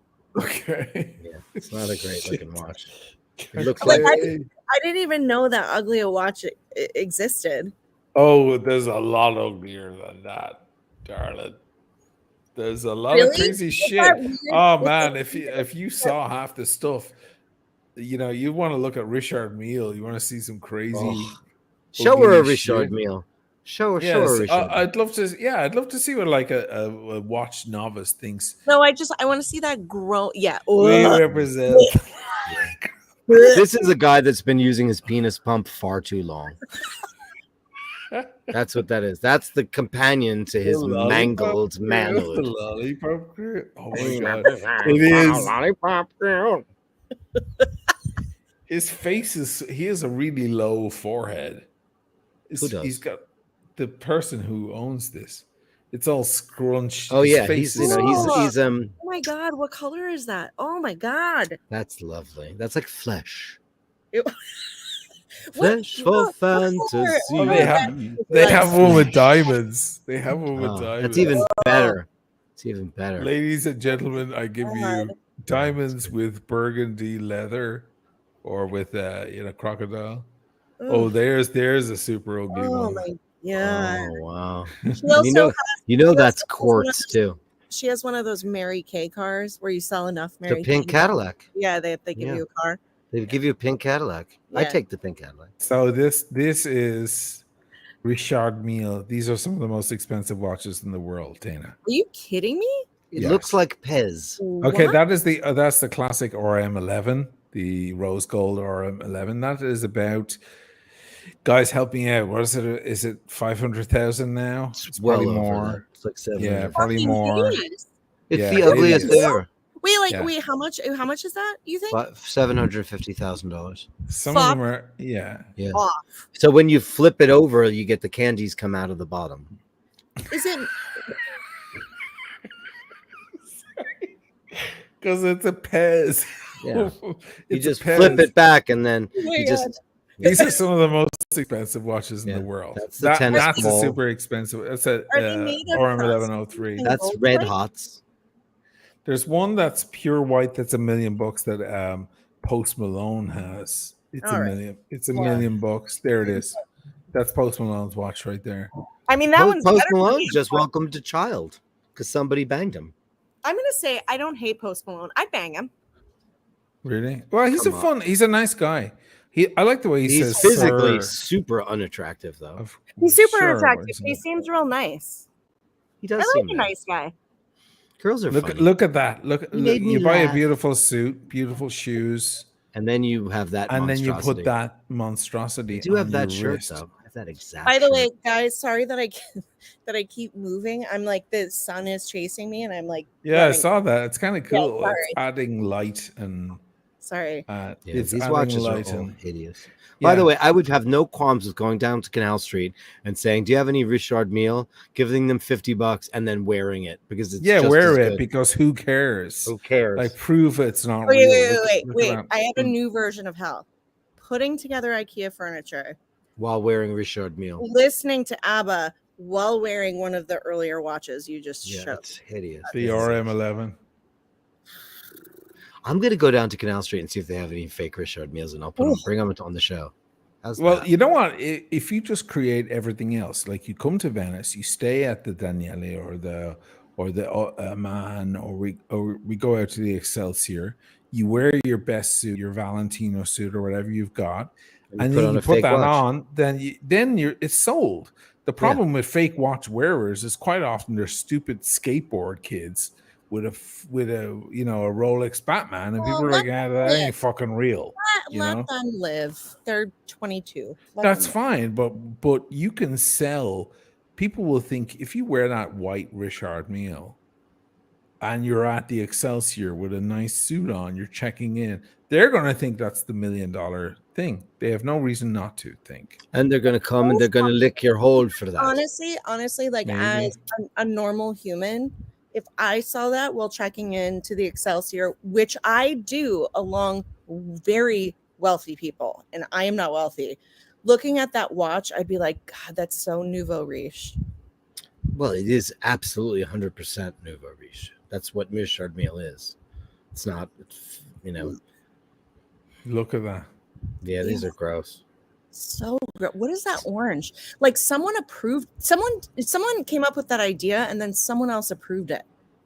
One of the funniest things ever was there was an interview with P. Diddy, and they would ask him, "Do you have any Richard Mille?" He goes, "Yeah, I got 2 of them, but you know what? They ugly." He's like, I got 2 or 3, but I don't wear them because they ugly. Yeah. I thought it was the greatest moment I've ever seen. I've never heard you sound so white, Machine, just for the record. I can't help it. Oh my God, I want to know all about this place. I want to know all about the Chiang Mai night market. That sounds subversive. Is that in Bangkok? Have you once again brought up someone's? No, I brought it up. Richard Deckard says. Okay, Thank you. Richard Deckard from Topeka, Kansas says. Yeah, saw some balls RM of replicas Bangladesh. last night at the Chiang Mai night market, 80 to 100 USD. Where is that? Richard Deckard. Deckard, like in Blade Runner. Deckard, yeah, Rick Deckard, yeah, Rick Deckard. yeah. Okay, so he's a Blade Runner fan. I'm a Blade Runner. I would fan. love to know all about that. I love night markets. Proud of yourself, little man. This one's for Zora. This one's for Pris. Yeah. Kent Daigle said you might be surprised some of the kids can afford these. This is so true. Have you seen the sneakerheads like gray market? It's like a whole fucking thing. Sure. Oh yeah, sure. Oh, yeah. We know about the kid there. We know them all. I know. Have you seen Steve Will Do It? Steve Will Do It is 25 years old. And he has gazillion followers. Yeah, sure. And he has Richard Milles coming out of his ass. The guy's got so many. He's giving away free Rolexes. There's watch channels trying to like chase his coattails and stuff. All cash. They go into these like they're not conferences. They're like they're like a swap meet of really sneakerheads, whatever. And they just have fucking like wads of cash. Oh yeah. And people are buying these sneakers for obscene amounts of money. Sneakers is a huge thing. It's another world. It's just like the watches world. There's rare limited edition sneakers. There are guys with huge collections. It's a No, whole I thing. know. I just like, how do you learn that? And I would like to learn that so I can be as wealthy as these 23-year-olds. Never mind that. Like, Dana, you're pretty, and you have. I mean, you're my sister-in-law. I'm not going to say things. Sweet. I don't know that you've ever said that. Thank you. Aww. Really? What? You just I've haven't never known told it. you you're pretty. Of course, but you're my know. sister-in-law, so it doesn't exactly. I mean, it's a come up. slippery slope. It's more to like just say- who's carving the turkey, on Christmas. Like, they're the questions. Where do I sit at the dinner table? But OnlyFans. The women are like, never mind the girls who are earning $5 million a month. No, okay. And So that's we've the kind of money they're earning. We've And talked they're about the this. bigger. But the I've girls. talked about doing an OnlyFans channel where I would have some pseudonym and not show my face. And like, And you just crochet. And just you show your crochet rack. for 2 hours. yeah, I don't know what my shtick would be, but like I would not show my face because I'm a mom and a professional, and like I would quickly get fired. You just do crocheting. You knit. Yeah. Knit Or just, 1, purl 2. Knit 1, purl 2.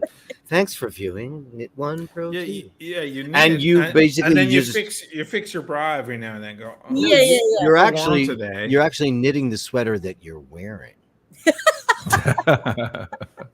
Yeah, you could get arty with it, but there's so much money. I feel like it's all going to end.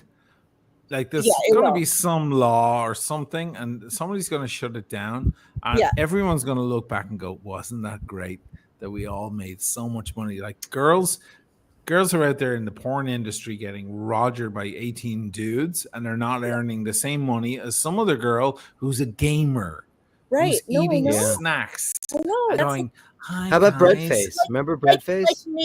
Like maybe I have a channel where you just like the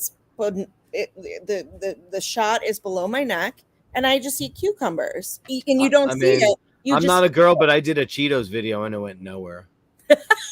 Yeah, because it's a sea of a million. That's the I problem. had like a big black beard and I look like a big rugged hairy bastard and I'm eating Cheetos. And I was like, all the bears are gonna want to. Nothing happened. They just need to find out about it. That's all. That's the problem. It's the same as music, like, great music. Jason Dalton. Oh, she's still wanting a Monaco. Yes, I definitely want a Monaco in the collection. You know, my favorite one is it has those stripes, the orange stripe on that's the the dial. best one, yeah. I can't remember which reference it is. I definitely want a Monaco. That's a great watch to have. Yes. So speaking sneakers are disposable. Makes no sense to me. Says Yeah. Casey Jones in Brooklyn. You know what? No, I so agree. is wine. So is wine. People collect wine and pay a lot of money, but you drink it and then you pee it out. It's gone. You piss it out. Yeah. So Maybe like in the bed, maybe in the bed. depending on how your night went.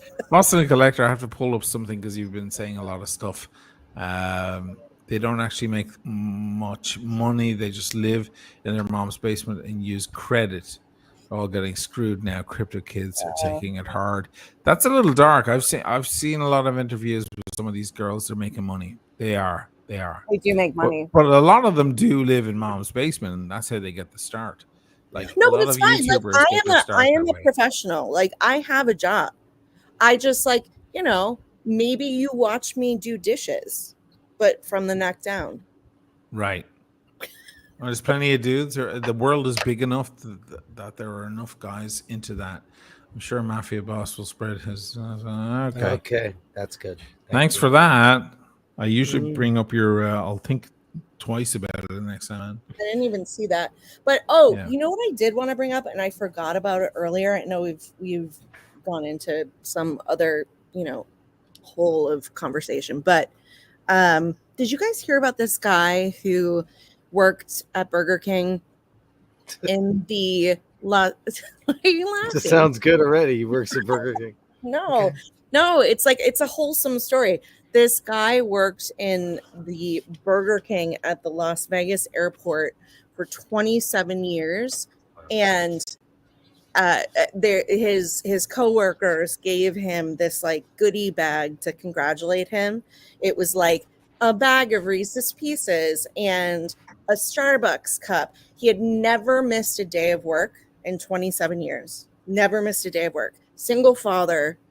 Just like, and so he wanted to do a shout out video thanking the people who had given him this bag of just the least recognition of someone working for 27 years and not missing a day of work. And he has become an internet sensation. Somebody started a GoFundMe for him. He deserves all of it, this guy. He has made well over $2,700,000. How much? No, said that wrong. $27,000. No, $270,000. 270. Wow. They kept moving it forward. So the initial goal was $2,700. Okay. And then they kept changing it to, they kept adding a zero basically. Wow. So now he's at, I think, over $300,000. And it's just this dude, this single dad who worked at Burger King, who, everyday people who sometimes the internet lives. is great. What about the black dude in Milan who goes like this? He's like, he sees people doing difficult shit and he's like, just do it like this, like peel the banana so simply. And he goes, and now he has a huge career. Like the guy was staying in his friend's apartment. He's a big TikTok guy. What does that mean? I can't remember his name. He goes, it's simple, like why make a big deal? Like there's a video. Here's how you peel a banana. Here's we should all be rich. rich. Somebody cuts a banana and he's like, huh? And he picks up a banana and he peels it like this and he goes, who's ever cut a banana? And but there's like a million different things that he does where he goes, huh? Just do this. And he goes, and that's his little thing that he goes like easy, right? And he's huge. I feel old, right? If Lydia were sitting next to me, she'd be like, yeah, Dad, you're talking about, it'd be like saying to Dirk, it's called Led Zeppelin, the band you're thinking of. It's called Led Zeppelin. It's called Stairway to Heaven, you fucking moron. Right, because he's huge, he's enormous, he's monstrous, and he's everywhere. Are they and good the guy at this now Led Zeppelin? Wears amazing suits and he has a huge career, and he just did the simplest thing. And it's not a stupid thing, it's a smart thing that he did. Right. And everybody knows about him but us. Yeah, well, I know about him, but I can't remember his name because I'm in my late 40s and that's that. But if Lydia were here, she'd be embarrassed by her dad. But anyway, this is a great thing. Sometimes the internet is an amazing thing for these. It was just this, things. It was for a moment in time. I was reading this last night. I couldn't sleep last night. And I stumbled upon something that I'm sure my 14-year-old daughter has known about for 3 weeks. But it was new to me. And it was just this shining diamond of the internet not being a fucking terrible place. And you know what also was so beautiful about it? Like he obviously he got a million interviews. He was like on the Today Show and stuff. And there's this interview and they were like, what do you think made this take off? Why do you think people really, kind of connected with this?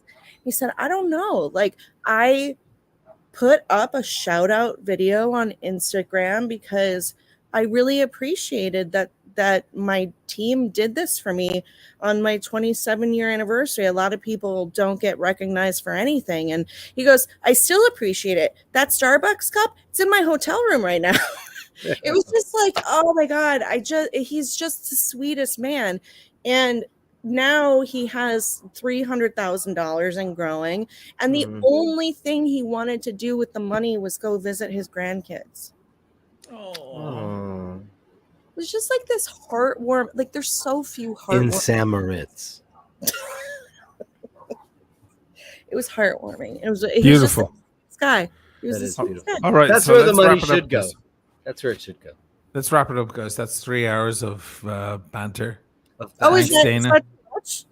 What? Yeah. Not too much? Weird. No. It's all good. Thank you, guys, everybody who hung out. It's been a fairly solid crowd, actually, the whole night. Yeah, it's stayed. Some people checked out because, it's been going on forever. But, because you for didn't the take most your top part, off this week. Sorry.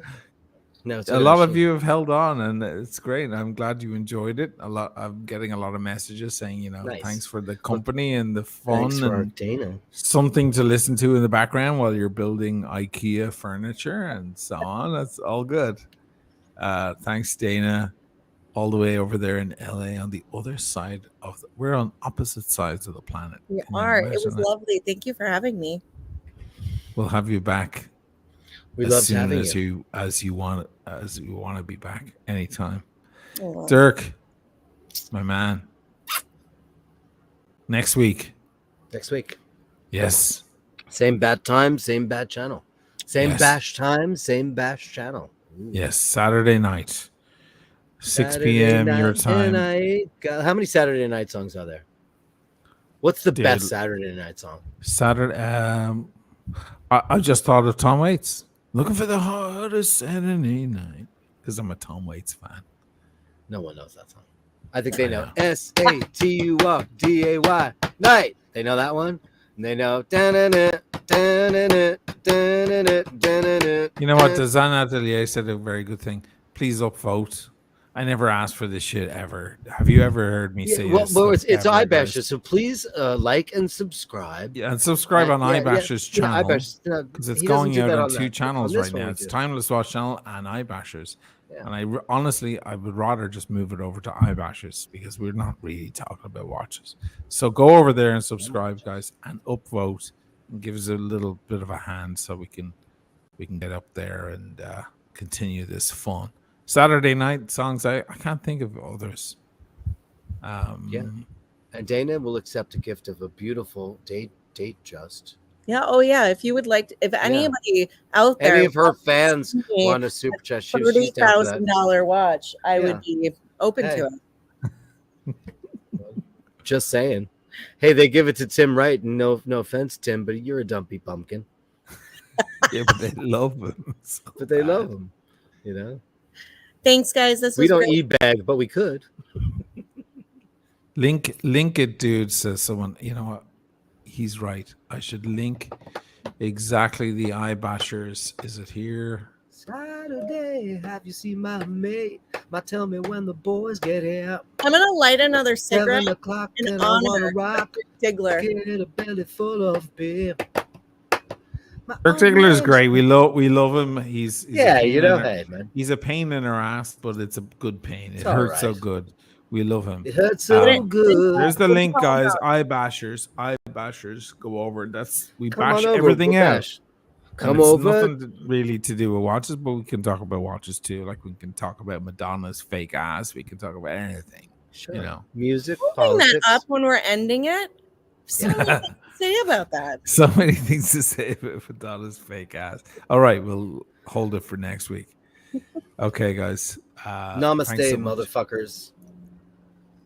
I love your pose. I love that. That's great. Love that. That's cool. Have a good night.